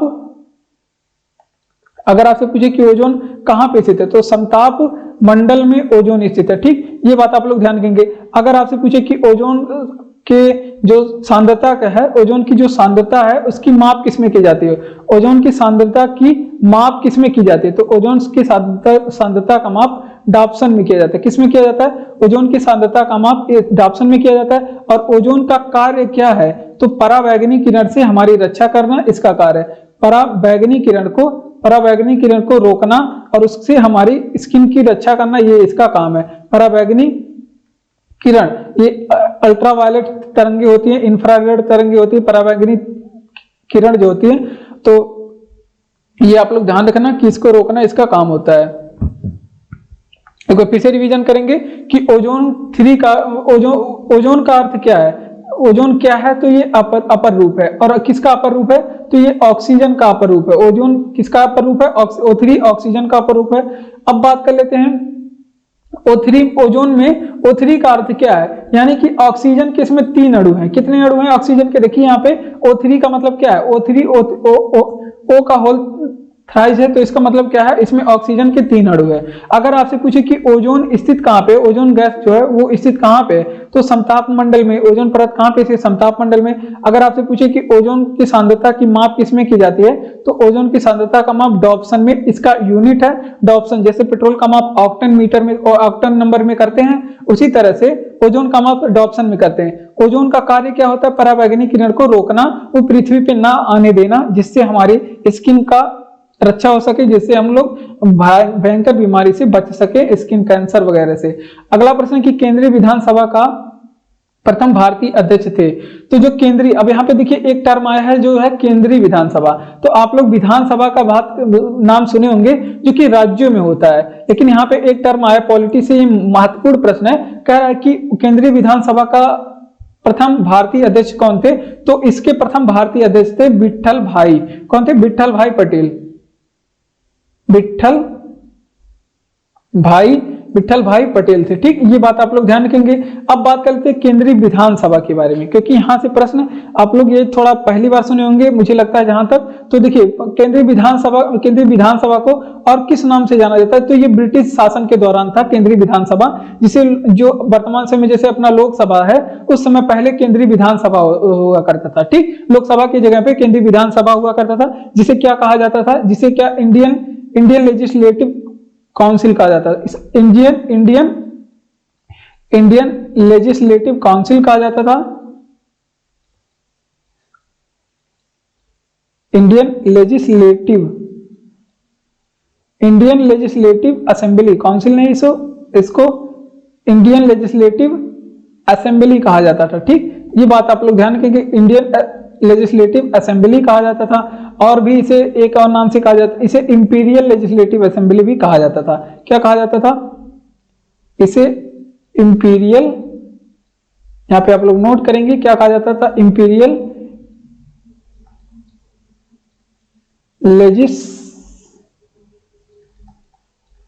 लेजिस्लेटिव असेंबली भी इसे कहा जाता था। ठीक, ये बातें आप लोग ध्यान रखेंगे यहाँ पे। अब बात कर लेते हैं कुछ इंपॉर्टेंट प्रश्नों के बारे में यहाँ से।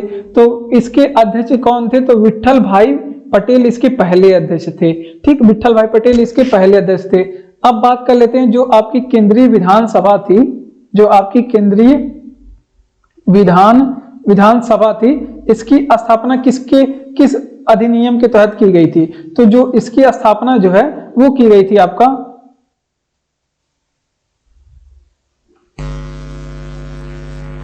इसकी स्थापना जो है भारत सरकार अधिनियम 1919 के द्वारा की गई थी। भारत सरकार, आप लोग पॉलिटी में पढ़े होंगे इसको, भारत सरकार अधिनियम। और भारत सरकार अधिनियम कब आया था, ये कौन सा वाला था, तो ये 1919 वाला था। भारत सरकार अधिनियम 1919 के तहत इसकी स्थापना की गई थी। अब बात कर लेते हैं किस चीज के बारे में। हाँ, तो ये केंद्रीय विधानसभा जो था ये आपका निम्न सदन था। कौन सा सदन था, निम्न सदन था। इतनी बातें आप लोग ध्यान रखेंगे। इतनी बातें हमारी कंप्लीट हो गई, तो आप लोग इतनी बातें यहां से कम ध्यान रखेंगे। तो देखिए कह रहा है कि केंद्रीय विधानसभा का प्रथम भारतीय अध्यक्ष कौन थे, तो विट्ठल भाई पटेल केंद्रीय विधानसभा के प्रथम भारतीय अध्यक्ष थे। और जो केंद्रीय विधानसभा इसे क्या कहा जाता है, तो इंडियन लेजिस्लेटिव असेंबली भी कहा जाता है। इसे इंडियन लेजिस्लेटिव असेंबली, जिसे इंपीरियल लेजिस्लेटिव असेंबली भी कहा जाता है, इंपीरियल लेजिस्लेटिव असेंबली भी कहा जाता है। अब बात कर लेते हैं केंद्रीय विधानसभा के बारे में। तो अगर आपसे पूछे कि केंद्रीय विधानसभा की स्थापना कौन की थी, तो भारत सरकार अधिनियम 1919 के तहत इसकी स्थापना हुई थी। और ये निम्न सदन है, कौन सा सदन, निम्न सदन है। इतनी बातें आप लोग ध्यान रखेंगे। बढ़ते हैं अपने अगले प्रश्न की ओर। मौलिक अधिकारों का उल्लंघन होने पर सर्वोच्च न्यायालय जाने का अधिकार। तो मौलिक अधिकारों का जो उल्लंघन होने पर सर्वोच्च न्यायालय जाने का अधिकार अनुच्छेद 32 देता है। कौन सा अनुच्छेद देता है, अनुच्छेद 32 देता है। ठीक, अगर आपसे पूछे कि मौलिक अधिकारों का उल्लंघन होने पे सुप्रीम कोर्ट जाने का अधिकार कौन सा अनुच्छेद देता है, हाई कोर्ट। ओ नो, अगर आपसे पूछे कि मौलिक अधिकारों का हनन होने पे हाई कोर्ट जाने का अधिकार कौन सा अनुच्छेद देता है, तो मौलिक अधिकारों का हनन होने पे हाई कोर्ट जाने का अधिकार अनुच्छेद नंबर 226 देता है। कौन सा, अनुच्छेद 226 देता है। तो इतनी बातें आप लोग ध्यान रखेंगे। अब यहां से हम लोग क्या इंपॉर्टेंट प्रश्न देखेंगे, जैसे अगर आपसे पूछ ले कुछ अनुच्छेदों के बारे में बताएंगे। जैसे अगर आपसे पूछे कि अनुच्छेद 24 क्या है, अगर आपसे पूछे कि भारतीय संविधान में अनुच्छेद 34 क्या है, तो इसमें मार्शल लॉ जो क्षेत्र होते हैं वहां पे नहीं जाना चाहिए, इससे संबंधित चीजें बताई गई हैं। मार्शल लॉ क्षेत्र से संबंधित चीजें हैं। ठीक, ये बात आप लोग ध्यान रखेंगे।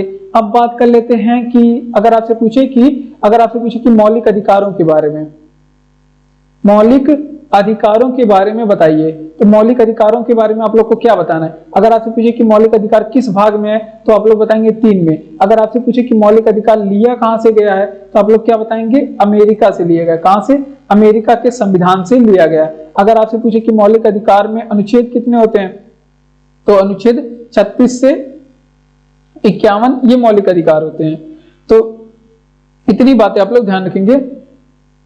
कह रहा कि मौलिक अधिकार का उल्लंघन होने पे सर्वोच्च न्यायालय जाने का अधिकार, तो ये सर्वोच्च न्यायालय देने का अधिकार जो है वो अनुच्छेद 32 के तहत आप सुप्रीम कोर्ट जा सकते हैं, या फिर सर्वोच्च न्यायालय उसे ही कहा जाता है, जा सकते हैं। अगर आपसे पूछे कि हाईकोर्ट जाने की कौन से अनुच्छेद के तहत यूज करके आप हाईकोर्ट जा सकते हैं, तो अगर आपके मौलिक अधिकारों का हनन हो रहा है तो आप अनुच्छेद 226 का यूज करके आप हाईकोर्ट जा सकते हैं, जो कि राज्यों में, प्रत्येक राज्य में एक हाईकोर्ट की बात कही गई है। एक हाईकोर्ट होता है प्रत्येक राज्य में, और नहीं भी होता है तो उसका कार्यभार किसी दूसरे हाईकोर्ट के अंतर्गत देखा जाता है। अब इसके तहत अनुच्छेद 32 के तहत सुप्रीम कोर्ट 5 प्रकार की रिट जारी करता है। कितने प्रकार की, 5 प्रकार की रिट जारी करता है। ये भी आप लोग ध्यान रखेंगे। अनुच्छेद 34 में क्या है, तो मार्शल लॉ जो क्षेत्र है उससे संबंधित है।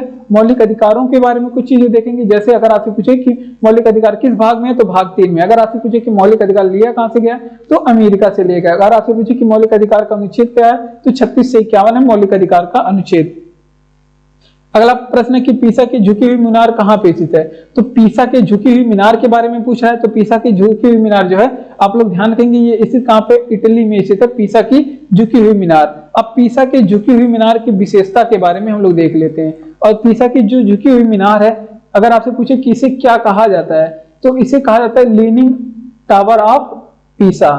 इसे क्या बोला जाता है, इसे बोला जाता है लीनिंग टावर ऑफ पीसा भी कहा जाता है। क्या कहा जाता है, लीनिंग टावर ऑफ पीसा भी कहा जाता है। अब बात कर लेते हैं पीसा की झुकी हुई मीनारों की कुछ विशेषता के बारे में। तो विशेषता आप लोग यहाँ पे जरूर लिखेंगे, कौन कौन सी विशेषता है। अगर आपसे पूछे कि इसकी हाइट कितनी है, यहाँ पे ऊंचाई लिख लीजिए, नहीं तो आप लोग कंफ्यूज हो जाएंगे। अगर आपसे पूछे कि पीसा की जो झुकी हुई मीनार है उसकी ऊंचाई कितनी है, तो 179 मीटर है। अगर आपसे पूछे कि ये कितने मंजिल का है, तो इसमें 8 मंजिलें टोटल बने हुए हैं। कितने, 8 मंजिले का है। अगर आपसे पूछे कि पीसा की जो झुकी हुई मीनार है इसकी झुकाव कितनी है, तो ये भी आप लोग ध्यान रखेंगे, ये 4 डिग्री सेंटीग्रेड पे झुका हुआ है, 4 डिग्री सेंटीग्रेड पे। और भी कुछ चीजें देख लेते हैं। जैसे अगर आपसे पूछे कि हैंगिंग गार्डन कहाँ पे स्थित है, हैंगिंग गार्डन कहाँ पे स्थित है, तो हैंगिंग गार्डन एक मुंबई में है, लेकिन हैंगिंग गार्डन विश्व में पूछे कहाँ पे स्थित है, तो बेबीलोन में स्थित है। कहाँ पे, किन देश में पूछे, तो बेबीलोन में हैंगिंग गार्डन स्थित है। अगर आपसे पूछे कि हैंगिंग गार्डन किस देश में स्थित है, तो आप लोग क्या बताएंगे, बेबीलोन में। अगर आपसे पूछे कि ग्रेट वॉल कहाँ पे स्थित है, ग्रेट वॉल कहाँ पे स्थित है, तो वो चीन में स्थित है। कहाँ पे, ग्रेट वॉल चीन में स्थित है। अगर आपसे पूछ ले कि वहीं पे ग्रेट वॉल हो गया आपका चीन में। अगर आपसे पूछे कि एफिल टावर कहाँ पे स्थित है, एफिल टावर कहाँ पे स्थित है, तो वो आपके कहाँ पे, पेरिस में स्थित है। कहाँ पे? पेरिस में स्थित है। तो इतनी चीजों के बारे में आप लोग यहाँ पे ध्यान रखेंगे। एक बार फिर से रिवीजन करेंगे कि पीसा की झुकी हुई मीनार कहाँ पे स्थित है। तो पीसा की झुकी हुई मीनार इटली में स्थित है। इसे क्या बोलते हैं? इसे लिविंग टावर ऑफ पीसा भी बोलते हैं। क्या बोलते हैं? इसे लिविंग टावर ऑफ पीसा भी बोलते हैं। और पीसा की जो झुकी हुई मीनार की ऊंचाई पूछे तो 179 मीटर, क्योंकि अपने यहाँ कुतुब मीनार जो है उसकी ऊंचाई के बारे में भी पूछा जाता है, कितने मंजिले का है ये भी पूछा जाता है, कौन कौन सा मंजिला कौन किसने बनवाया तो ये भी पूछा जाता है। तो यहाँ पे पीसा की जो झुकी हुई मीनार है उससे संबंधित भी प्रश्न आप लोग पूछेंगे पढ़ेंगे। जैसे अगर आपसे पूछे कि पीसा की झुकी हुई मीनार ये कितने मंजिले का है तो 8 मंजिले का है टोटल। अगर आपसे पूछे कि इसकी झुकाव कितनी है, 4 डिग्री सेंटीग्रेड पे इसकी झुकाव है। इसके अलावा हैंगिंग गार्डन कहाँ पे स्थित है? तो बेबीलोन में स्थित है हैंगिंग गार्डन। ग्रेट वॉल जिसे क्या बोलते हैं? चीन का दीवार बोलते हैं, वो चीन में स्थित है। एफिल टावर ये पेरिस में स्थित है। आप लोग देखे भी होंगे और पेरिस में गए भी होंगे, आप लोग गए होंगे पक्का है। अगर आपसे पूछे कि लोकसभा अध्यक्ष को हटाया जा सकता है तो यहाँ पे अनुच्छेद, अगर आपसे पूछे कि किस अनुच्छेद के तहत हटाया जा सकता है तो अनुच्छेद 94 के तहत लोकसभा अध्यक्ष को हटाया जाता है। ठीक, ये बात आप लोग ध्यान रखेंगे। अगर आपसे पूछे वहीं पे, अगर आपसे पूछ ले यहीं पे कि लोकसभा का जो अध्यक्ष होता है या फिर उपाध्यक्ष का पद किस अनुच्छेद में है, लोकसभा का अध्यक्ष या फिर उपाध्यक्ष का पद किस अनुच्छेद में, तो लोकसभा का अध्यक्ष या फिर उपाध्यक्ष का पद पूछे तो ये अनुच्छेद नंबर कितने में है? अनुच्छेद नंबर 93 में। कितने में? अनुच्छेद नंबर 93 में। ये बातें आप लोग ध्यान रखेंगे। अब बात कर लेते हैं कुछ इंपॉर्टेंट प्रश्नों के बारे में। जैसे अगर आपसे पूछे कि लोकसभा के बारे में, तो लोकसभा के बारे में यहाँ पे इंपॉर्टेंट प्रश्न ध्यान रखेंगे। तो अगर आपसे पूछे कि लोकसभा किस अनुच्छेद में है तो लोकसभा अनुच्छेद नंबर 81 में। कितने में? अनुच्छेद 81 में। अगर आपसे पूछे कि लोकसभा को और किस नाम से जाना जाता है तो इसे कहा जाता है निम्न सदन। निम्न सदन कहा जाता है। और इसे ही क्या बोला जाता है? अस्थायी सदन। अस्थायी सदन का मतलब क्या है कि लोकसभा को भंग किया जा सकता है। क्या किया जा सकता है? भंग किया जा सकता है। तो इसे निम्न सदन, अस्थायी सदन और इसे ही बोलते हैं प्रथम सदन। इसे बोलते हैं प्रथम सदन। तो ये सारी बातें लोकसभा की हैं। तो ये बातें आप लोग ध्यान रखेंगे। अब बात कर लेते हैं, अगर आपसे पूछे कि लोकसभा में, यहाँ पे अध्यक्ष के बारे में पूछ रहा है, तो अगर आपसे पूछे कि लोकसभा के पहले अध्यक्ष कौन थे तो आप लोग क्या बताएंगे कि लोकसभा के पहले अध्यक्ष जीवी मावलंकर थे। कौन थे? जीवी मावलंकर लोकसभा के पहले अध्यक्ष थे। अगर आपसे पूछे कि लोकसभा के वर्तमान समय में कौन अध्यक्ष है तो लोकसभा में वर्तमान जो अध्यक्ष हैं उनका क्या नाम है? ओम बिरला। क्या नाम है? ओम बिरला वर्तमान समय में लोकसभा अध्यक्ष। ठीक, इतनी बातें आप लोग ध्यान रखेंगे। तो एक बार फिर से रिवीजन करेंगे कि लोकसभा अध्यक्ष को हटाया जा सकता है तो अनुच्छेद 94 के तहत इन्हें हटाया जा सकता है। किस अनुच्छेद के तहत? 94 के तहत। अगर आपसे पूछे कि लोकसभा का जो अध्यक्ष होता है, लोकसभा का पदेन अध्यक्ष कौन होता है, तो देखिए लोकसभा का अध्यक्ष या फिर उपाध्यक्ष की बात करें तो इनका पद अनुच्छेद नंबर 93 के तहत इनका पद है। अगर आपसे पूछे कि लोकसभा किस अनुच्छेद में है तो अनुच्छेद 81 में है, जिसे निम्न सदन या फिर अस्थायी सदन या फिर प्रथम सदन भी कहा जाता है। निम्न सदन, अस्थायी सदन या फिर प्रथम सदन भी इसे कहा जाता है। बढ़ते हैं अपने अगले प्रश्न की ओर। और अगला प्रश्न हमारा कि किस समिति का अध्यक्ष लोकसभा अध्यक्ष पदेन अध्यक्ष होता है। तो देखिए किस समिति का अध्यक्ष लोकसभा अध्यक्ष पदेन अध्यक्ष होता है। तो जो है आपका एक, आप लोग पढ़े होंगे लोकसभा में, संसद में एक नियम समिति के बारे में पढ़े होंगे, नियम समिति। और नियम समिति की क्या विशेषता है कि नियम समिति जो है वो लोकसभा के लिए भी एक नियम समिति होती है और राज्यसभा के लिए भी एक नियम समिति होती है। संसद के 2 सदन, एक लोकसभा एक राज्यसभा। तो नियम समिति जो है वो राज्यसभा के लिए भी एक होती है जिनमें 16 सदस्य होते हैं और एक लोकसभा के लिए होती है जिनमें 15 सदस्य होते हैं। अब यहाँ पे नियम समिति के बारे में पूछेंगे, पढ़ेंगे। अगर नियम समिति लोकसभा वाला होगा तो इसका अध्यक्ष कौन होगा? लोकसभा का जो नियम समिति होगा इसका अध्यक्ष जो होगा वो लोकसभा स्पीकर होगा, जिसे क्या बोलते हैं हम लोग? लोकसभा का अध्यक्ष बोलते हैं। अगर आपसे पूछे कि राज्यसभा का जो नियम समिति है, राज्यसभा का नियम समिति है, इसकी अध्यक्ष कौन होते?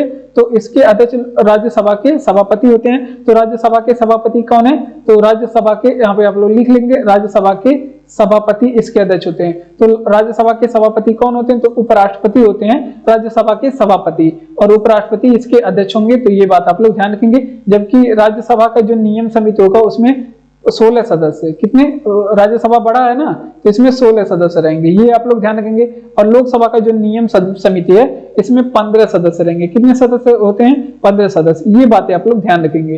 ठीक, अब बात कर लेते हैं कुछ इंपॉर्टेंट प्रश्नों के बारे में, जैसे कुछ समितियों के बारे में। जैसे अगर आपसे पूछे कि लोक लेखा समिति के अध्यक्ष कौन होते हैं, लोक लेखा समिति के अध्यक्ष कौन होते हैं, तो लोक लेखा समिति के जो अध्यक्ष बनाए जाते हैं वो हमेशा विपक्ष के नेता बनाए जाते हैं। जो वो कौन बनाए जाते हैं, तो वो हमेशा लोक लेखा समिति के जो अध्यक्ष होते हैं वो हमेशा विपक्ष का नेता होता है। विपक्ष का नेता क्यों बनाया जाता है, तो ये आप लोग समझ ही रहेंगे। विपक्ष का नेता जो सत्ता में ना हो, यानी कि अपोजिट साइड का हो, उसका जो नेता होता है वो होता है आपका लोक लेखा समिति के अध्यक्ष। और एक होता है आपका प्राक्कलन समिति, संसद में एक होता है आपका प्राक्कलन समिति। और प्राक्कलन समिति का आपसे पूछिए अगर कि अध्यक्ष किसे बनाया जाता है, तो इसमें सत्ता दल का नेता बनाया जाता है, सत्ता दल का कोई नेता बनाया जाता है। ठीक, सत्ता दल का नेता किसे बनाया जाता है, तो वो बनाया जाता है आपका प्राक्कलन समिति का अध्यक्ष। ठीक, इतनी बातें आप लोग ध्यान रखेंगे। तो एक बार फिर से इस प्रश्न का रिवीजन करेंगे। बढ़िया प्रश्न था, आपकी पॉलिटी से संबंधित प्रश्न था और जो छपने के लिए इंपॉर्टेंट प्रश्न था आपके उत्तर प्रदेश पुलिस एग्जाम में। तो देखिए यहाँ से प्रश्न जरूर इंपॉर्टेंट प्रश्न है, एग्जाम में आ सकता है। कह रहा है कि लोकसभा पदेन अध्यक्ष कौन होता है, तो नियम किस समिति का अध्यक्ष लोकसभा अध्यक्ष पदेन अध्यक्ष होता है। तो लोकसभा अध्यक्ष जो है वो नियम समिति का पदेन अध्यक्ष होता है, अभी हमने बताया। तो यहाँ पे लोकसभा की बात किया है तो आपका लोकसभा अध्यक्ष हो जाएगा। अगर आपसे पूछे कि राज्यसभा के बारे में, तो राज्यसभा का जो नियम समिति है उसके पदेन अध्यक्ष कौन होते हैं, राज्यसभा के सभापति होते हैं। तो और लोकसभा के जो नियम समिति है उसमें सदस्य कितने होते हैं, 15 सदस्य होते हैं। और राज्यसभा की जो नियम समिति है उसमें 16 सदस्य होते हैं। और लोक लेखा समिति के विपक्ष के नेता कौन है, तो लोक लेखा समिति में विपक्ष के नेता आपके होते हैं। और प्राक्कलन समिति में सत्ता दल का नेता उसका अध्यक्ष होता है। प्राक्कलन समिति का अध्यक्ष सत्ता दल का नेता होता है और लोक लेखा समिति का अध्यक्ष विपक्ष का नेता होता है। तुगलक वंश के संस्थापक कौन थे, तो देखिए तुगलक वंश का संस्थापक गियासुद्दीन तुगलक था। कौन था, गियासुद्दीन तुगलक था, तुगलक वंश का संस्थापक। अब बात कर लेते हैं कुछ तुगलक वंश के बारे में। तो तुगलक वंश के बारे में यहाँ से हम लोग क्या इंपॉर्टेंट प्रश्न देख सकते हैं। देखिए अगर आपसे पूछे कि गियासुद्दीन तुगलक को और किस नाम से जाना जाता है, तो गियासुद्दीन तुगलक को और क्या नाम से किस नाम से जाना जाता है, तो इसे गाजी मलिक कहा जाता है। गियासुद्दीन तुगलक को क्या बोला जाता है, इसे गाजी मलिक कहा जाता है। अगर आपसे पूछे कि गियासुद्दीन तुगलक की उपाधि कौन सी थी, तो इसकी उपाधि थी गाजी की। दिल्ली सल्तनत में पहली गाजी की उपाधि धारण करने वाला कौन था, तो वो आपके तुगलक गियासुद्दीन तुगलक था। ठीक, ये बातें आप लोग ध्यान रखेंगे। अगर आपसे पूछ ले कि सर्वप्रथम नहर निर्माण किसने शुरू किया था, तो तुगलक वंश में सर्वप्रथम नहर निर्माण शुरू करने की काम जो है, सर्वप्रथम नहर निर्माण करने की अगर आपसे पूछे सर्वप्रथम नहर निर्माण किसने किया था, तो आप लोग बताएंगे गियासुद्दीन तुगलक। कौन किया था, गियासुद्दीन तुगलक सबसे पहले नहर निर्माण किया था। लेकिन अगर आपसे पूछे कि सर्वाधिक नहर का निर्माण किसने किया था, तो अगर आपसे पूछे कि सर्वाधिक नहर निर्माण किसने किया था, तो सर्वाधिक नहर निर्माण करने का काम जो है तुगलक वंश में वो फिरोज शाह तुगलक ने किया था। किसने, फिरोज शाह तुगलक ने किया था। ठीक, इतनी बातें आप लोग ध्यान रखेंगे। अगर आपसे पूछ ले कि तुगलक वंश के बारे में ही हम लोग पढ़ रहे थे ना, तुगलक वंश के बारे में अगर आपसे पूछे कि तुगलक वंश का अंतिम शासक कौन था, तो हमने प्रथम पढ़ा तो अंतिम भी पढ़ना चाहिए। तो तुगलक वंश का अगर अंतिम शासक पूछे तो नसीरुद्दीन महमूद था तुगलक वंश का अंतिम शासक।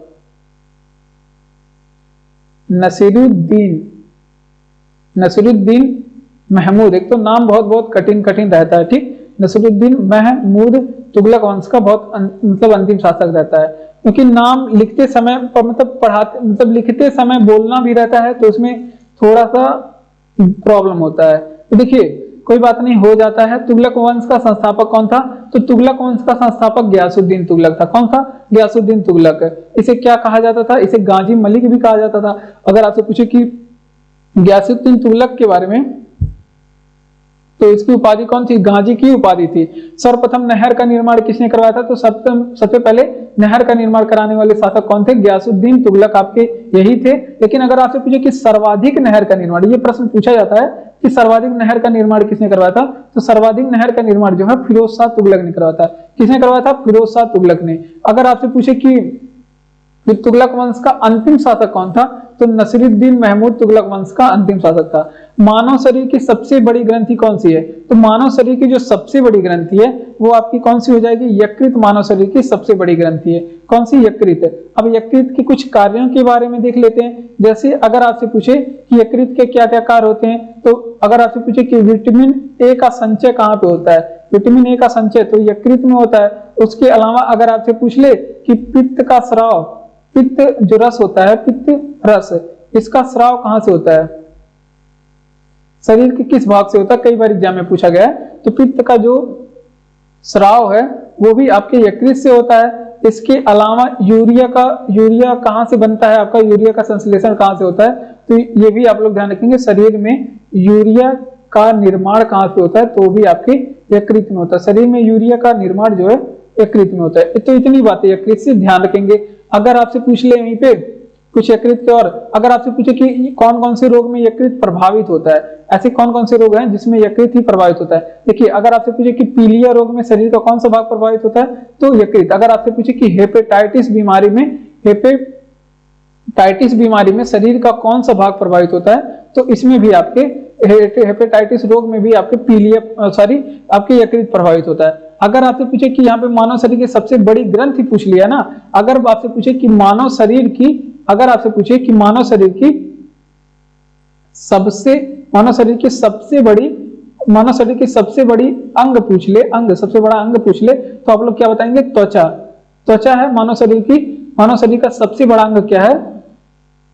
अंग। तब क्या हो जाएगा?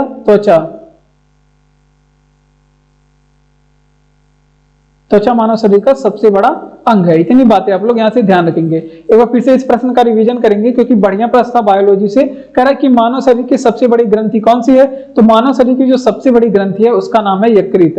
यकृत कार्य क्या करता है? तो इसके 2-3 काम आप लोग लिखेंगे। तो ये विटामिन ए का संचय है। विटामिन ए कहाँ पे इकट्ठे होते हैं? तो यकृत में होते हैं। और पित्त रस का स्राव कहाँ से होता है? तो स्राव की बात करें यानी कि बहाव, वो निकलता कहाँ से? तो वो यकृत से निकलता है। लेकिन पित्त रस इकट्ठे कहाँ होते हैं? तो पित्ताशय में इकट्ठे होते हैं। यूरिया का निर्माण मानव शरीर में कहां से होता है? तो यूरिया का निर्माण मानव शरीर में यकृत से होता है।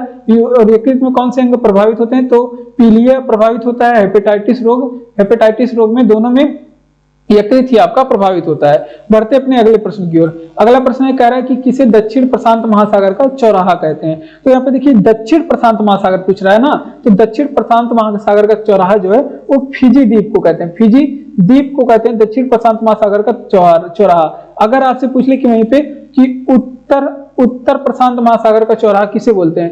तो उत्तर प्रशांत महासागर का चौराहा अगर आपसे पूछे तो उत्तर प्रशांत महासागर का चौराहा हो जाएगा हवाई द्वीप। कौन सा? हवाई द्वीप उत्तर प्रशांत महासागर का चौराहा हो जाएगा। अब प्रशांत महासागर के बारे में कुछ प्रश्न हम लोग देख लेते हैं क्योंकि ये आपके एग्जाम के लिए इंपॉर्टेंट हो जाएगा। क्योंकि प्रशांत महासागर जो है ये विश्व का सबसे बड़ा महासागर है। तो अगर आपसे पूछे कि प्रशांत महासागर के बारे में, तो सबसे पहले ये भी आप लोग ध्यान रखेंगे। तो ये विश्व का सबसे बड़ा महासागर है, ठीक, ये आप लोग ध्यान रखेंगे। अगर आपसे पूछे कि सर्वाधिक द्वीप किस महासागर में स्थित है, अगर आपसे पूछे प्रशांत महासागर के बारे में, तो यहाँ पे आप लोग नोट करेंगे। अगर आपसे पूछे कि सबसे बड़ा महासागर प्रशांत महासागर, अगर आपसे पूछे कि सर्वाधिक द्वीप किस महासागर में स्थित है, प्रशांत महासागर में। अगर आपसे पूछे कि सर्वाधिक ज्वालामुखी किस महासागर में आती है, सर्वाधिक ज्वालामुखी किस महासागर में उद्गार होता है, तो प्रशांत महासागर में। अगर आपसे पूछे कि सर्वाधिक भूकंप किस महासागर में आता है, सर्वाधिक भूकंप किस महासागर में आता है, तो भी आपके प्रशांत महासागर में। और इस क्षेत्र में जहां से सर्वाधिक ज्वालामुखी, सर्वाधिक भूकंप आते हैं, इसे क्या बोला जाता है? इसे रिंग ऑफ फायर बोलते हैं। क्या बोलते हैं इसे? Ring of fire. हिंदी में बोलेंगे तो अग्निवलय, और अंग्रेजी में इसे रिंग ऑफ फायर बोलते हैं। तो ये था आपके प्रशांत महासागर से जुड़े हुए प्रश्न जो हमने बताया। तो देखिए किसे दक्षिण प्रशांत महासागर का चौराहा कहते हैं? अगर दक्षिण प्रशांत महासागर का चौराहा पूछे तो फिजी द्वीप। कौन सा? फिजी द्वीप। अगर उत्तरी प्रशांत महासागर का चौराहा पूछे तो उत्तरी प्रशांत महासागर का चौराहा हवाई द्वीप। कौन सा द्वीप? हवाई द्वीप होता है, ठीक, द्वीप या द्वीप, ठीक। अब प्रशांत महासागर के इंपॉर्टेंट प्रश्न, तो विश्व का सबसे बड़ा महासागर है। अगर आपसे पूछे कि सर्वाधिक द्वीप किस महासागर में है, तो प्रशांत महासागर में। कुल क्षेत्रफल का 1/3 प्रशांत महासागर केवल घेरा है, 1/3, ठीक। अगर आपसे पूछे कि सर्वाधिक ज्वालामुखी किस महासागर में आते हैं, तो प्रशांत महासागर में। सर्वाधिक भूकंप कहाँ पे आते हैं, तो प्रशांत महासागर में आते हैं। और इस एरिया को जहाँ पे सर्वाधिक भूकंप और सर्वाधिक ज्वालामुखी उद्गार होता है उसे कहते हैं रिंग ऑफ फायर। भारत की पहली महिला राजदूत कौन बनी? तो भारत की पहली महिला राजदूत विजय लक्ष्मी पंडित बनी थी। कौन? विजय लक्ष्मी पंडित बनी थी भारत की पहली महिला राजदूत। अब विजय लक्ष्मी पंडित के बारे में एक इंपॉर्टेंट प्रश्न और आप लोग ध्यान रखेंगे कि यूएन महासभा की ये पहली महिला अध्यक्ष थी। यूएन महासभा की ये पहली महिला अध्यक्ष थी। ठीक, ये भी आप लोग ध्यान रखेंगे। यूएन महासभा में पहली महिला अध्यक्ष भी कौन थी आपकी? तो ये भी आपकी थी कौन? तो वो है आपकी विजय लक्ष्मी पंडित। अब कुछ महिलाओं के बारे में, जो हमारी कुछ महिलाएं हैं जो कुछ विशेष काम की हैं, जैसे अगर आपसे पूछे कि पहली महिला आईपीएस कौन थी, तो भारत की अगर आपसे पूछे कि पहली महिला आईएफएस के बारे में बताइए। पहली महिला आईएफएस जो विदेशी सर्विस होता है, इंडियन फॉरेन सर्विस, तो वो कौन थी? तो उनका नाम है बीसी थुम्मन। क्या था? उनका नाम है बीसी मथुम्मा। ठीक, ये बात आप लोग ध्यान रखेंगे। उनका नाम क्या है? बीसी मथुम्मा, जो भारत की पहली महिला आईएफएस है। ठीक, अगर आपसे पूछे कि भारत की पहली महिला स्वास्थ्य मंत्री कौन थी? भारत की पहली महिला स्वास्थ्य मंत्री, तो भारत की जो पहली महिला स्वास्थ्य मंत्री हैं, तो भारत की पहली महिला जो केंद्रीय जो मंत्री होते हैं उनमें पहली महिला ये शामिल थी। जो मंत्री परिषद था भारत का, उसमें ये शामिल होने वाली पहली महिला थी। ठीक, ये भी आप लोग ध्यान रखेंगे। तो पहली महिला जो स्वास्थ्य मंत्री है, तो ये भी एग्जाम में पूछा जाता है। अमृत कौर है। ठीक, ये भी आप लोग ध्यान रखेंगे। अमृत प्रीतम कौर भी कहा जाता है, अमृत कौर भी कहा जाता है। तो देखिए, भारत की पहली महिला राजदूत कौन बनी थी? तो विजय लक्ष्मी पंडित बनी थी भारत की पहली महिला राजदूत। अगर आपसे पूछे कि यूएन महासभा की पहली महिला अध्यक्ष कौन है, तो यूएन महासभा की जो पहली महिला अध्यक्ष है वो भी आपकी विजय लक्ष्मी पंडित है। अगर आपसे पूछे कि भारत की पहली महिला आईएफएस कौन है, तो बीसी मथुम्मा है भारत की पहली महिला आईएफएस। अगर आपसे पूछे कि भारत की पहली महिला स्वास्थ्य मंत्री किसे बनाया गया था, तो अमृत कौर को बनाया गया था। ठीक, दास प्रथा को समाप्त किसने किया था? तो यहां से हम लोग अंग्रेजों के बारे में इंपॉर्टेंट प्रश्न पढ़ेंगे, जो एग्जाम में पूछा जाता है। जो गवर्नर जनरल वगैरह होते हैं उनकी कुछ नीतियां थी, उसके बारे में हम लोग प्रश्न पढ़ने वाले। जैसे अगर आपसे पूछे कि दास प्रथा को समाप्त किसने किया था, तो दास प्रथा को समाप्त करने का श्रेय एलन बरो को जाता है। किसे? एलन बरो ने दास प्रथा का समाप्त किया था। हम यहाँ पे देख लेते हैं। अगर आपसे पूछे कि एलन बरो ने दास प्रथा को समाप्त कब किया था, तो 1943 में किया था। कब? 1943 में। इसके अलावा इंपॉर्टेंट प्रश्न है, ध्यान रखेंगे। सती प्रथा का अंत किसने किया?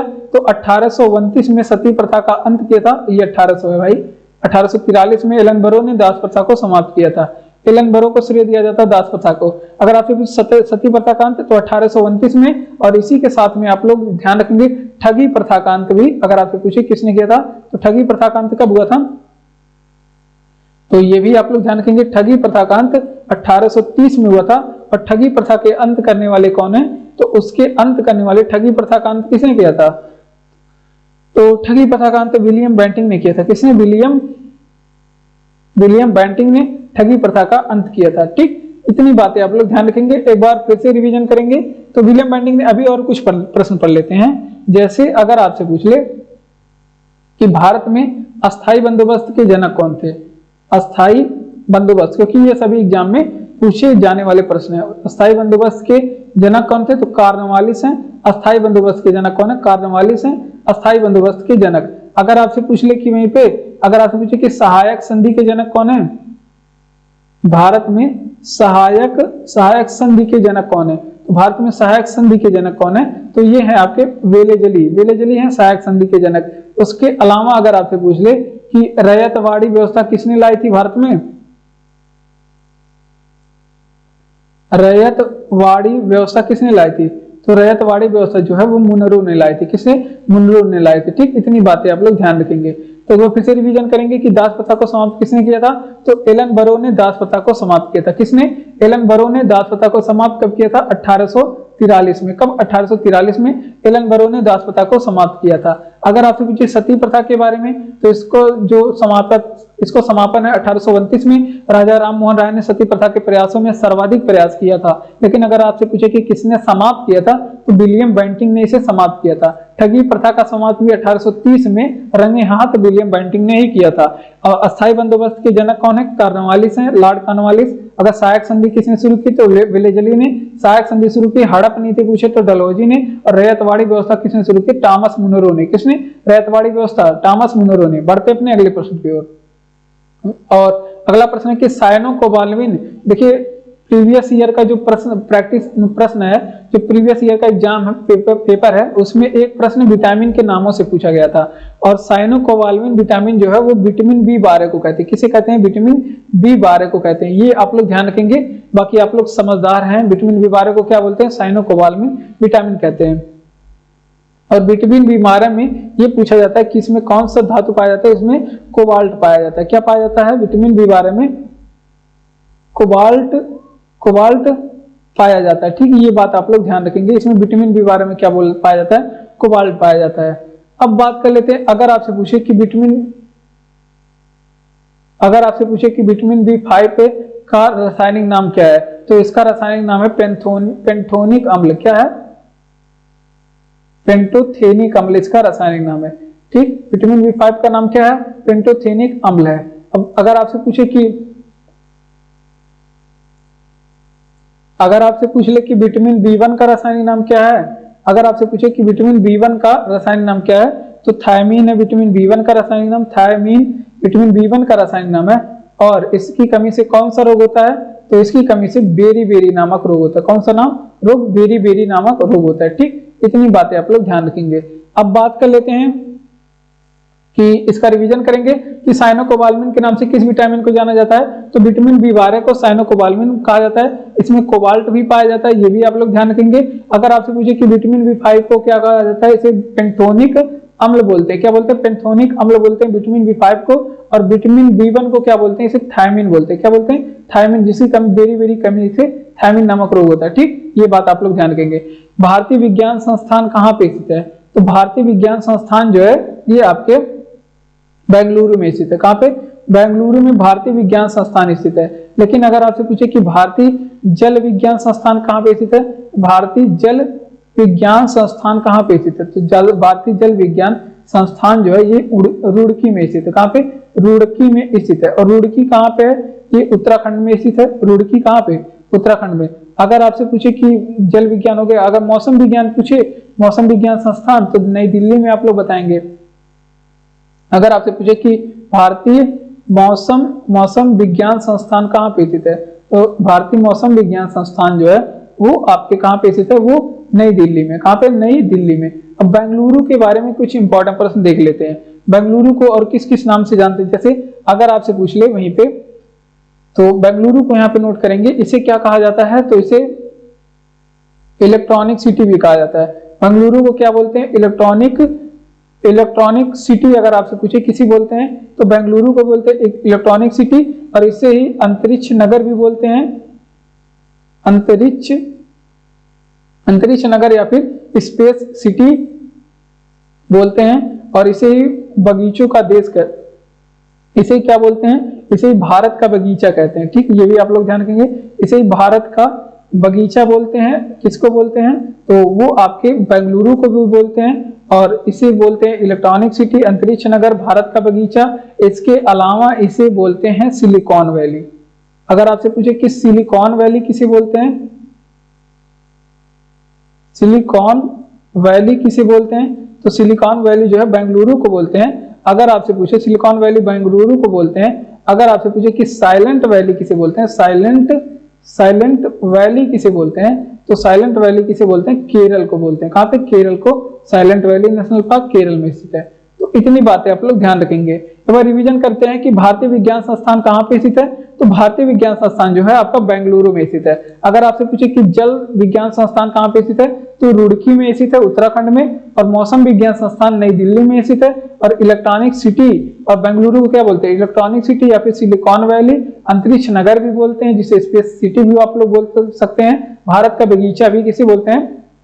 वो आपके बेंगलुरु को बोलते हैं। मपूतो। अब देखिए यहाँ पे राजधानियों से संबंधित, मुद्राओं से संबंधित एग्जाम में प्रश्न पूछा जा सकता है।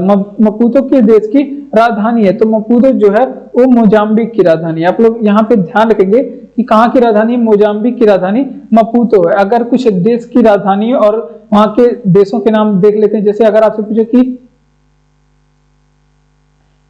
अगर आपसे पूछे कि घाना कहाँ की राजधानी है, तो घाना की राजधानी क्या है? अक्रा है घाना की राजधानी। अगर आपसे पूछे कि अंगोला की राजधानी कहाँ पे है, तो अंगोला एक कंट्री है और इसकी राजधानी क्या है? लुआंडा। क्या है? अंगोला की राजधानी है लुआंडा। ठीक, ये आप लोग ध्यान रखेंगे, लवंडा नहीं है यहाँ पे, लुआंडा है, ये आप लोग ध्यान रखेंगे। अगर आपसे पूछे कि सेशेल्स की राजधानी कहाँ पे है, सेशेल्स की राजधानी, तो सेशेल्स की राजधानी जो है विक्टोरिया है। क्या है? विक्टोरिया है सेशेल्स की राजधानी। ठीक, अगर आपसे पूछ ले सेशेल्स की राजधानी हो गया विक्टोरिया। अगर आपसे पूछे कि इटली की राजधानी क्या है, तो आप लोग बताएंगे कि रोम है इटली की राजधानी। अगर आपसे पूछे कि कनाडा की राजधानी क्या है, तो ओटावा है कनाडा की राजधानी। क्या है? ओटावा है। अगर आपसे पूछे कि आयरलैंड की राजधानी क्या है, आयरलैंड की राजधानी क्या है, तो डबलिन है आयरलैंड की राजधानी। क्या है? डबलिन है आयरलैंड की राजधानी। तो इतनी राजधानियां आप लोग यहाँ पे इस प्रश्न के साथ याद रखेंगे। मपूतो किस देश की राजधानी है? तो मपूतो जो है मोजाम्बिक की राजधानी है। और घाना कहाँ की राजधानी? घाना की राजधानी अक्रा। अंगोला की राजधानी क्या है? तो लुआंडा अंगोला की राजधानी है। अंगोला की राजधानी क्या है? लुआंडा है। अगर आपसे पूछे कि सेशेल्स की राजधानी क्या है? विक्टोरिया है सेशेल्स की राजधानी। इटली की राजधानी पूछे कहाँ पे है? रोम में। ओटावा कनाडा की राजधानी है और डबलिन आयरलैंड की राजधानी है। ठीक, इतनी बातें आप लोग ध्यान रखेंगे। बढ़ते हैं अपने अगले प्रश्न की ओर। तो धन्यवाद, आप लोग खुश रहिए, पढ़ते रहिए। अगर आपसे पूछे कि ईरान की राजधानी क्या है, साथ में आप लोग याद रखेंगे कि तेहरान है ईरान की राजधानी। क्या है? तेहरान। तो आप लोग ध्यान रखेंगे कि पढ़ते रहेंगे। और आप लोग को कल एग्जाम है, तो उसके लिए आज एग्जाम है मतलब 16 और वीडियो पता नहीं आप कब देखेंगे, लेकिन एग्जाम है 17 को 18 को। आप लोग उसके लिए बेस्ट ऑफ लक और आप लोग ऑल द बेस्ट। और फिर आप लोग पढ़ते रहिए और तैयारी आप लोग अपने बढ़िया से करिए। खुश रहिए। धन्यवाद।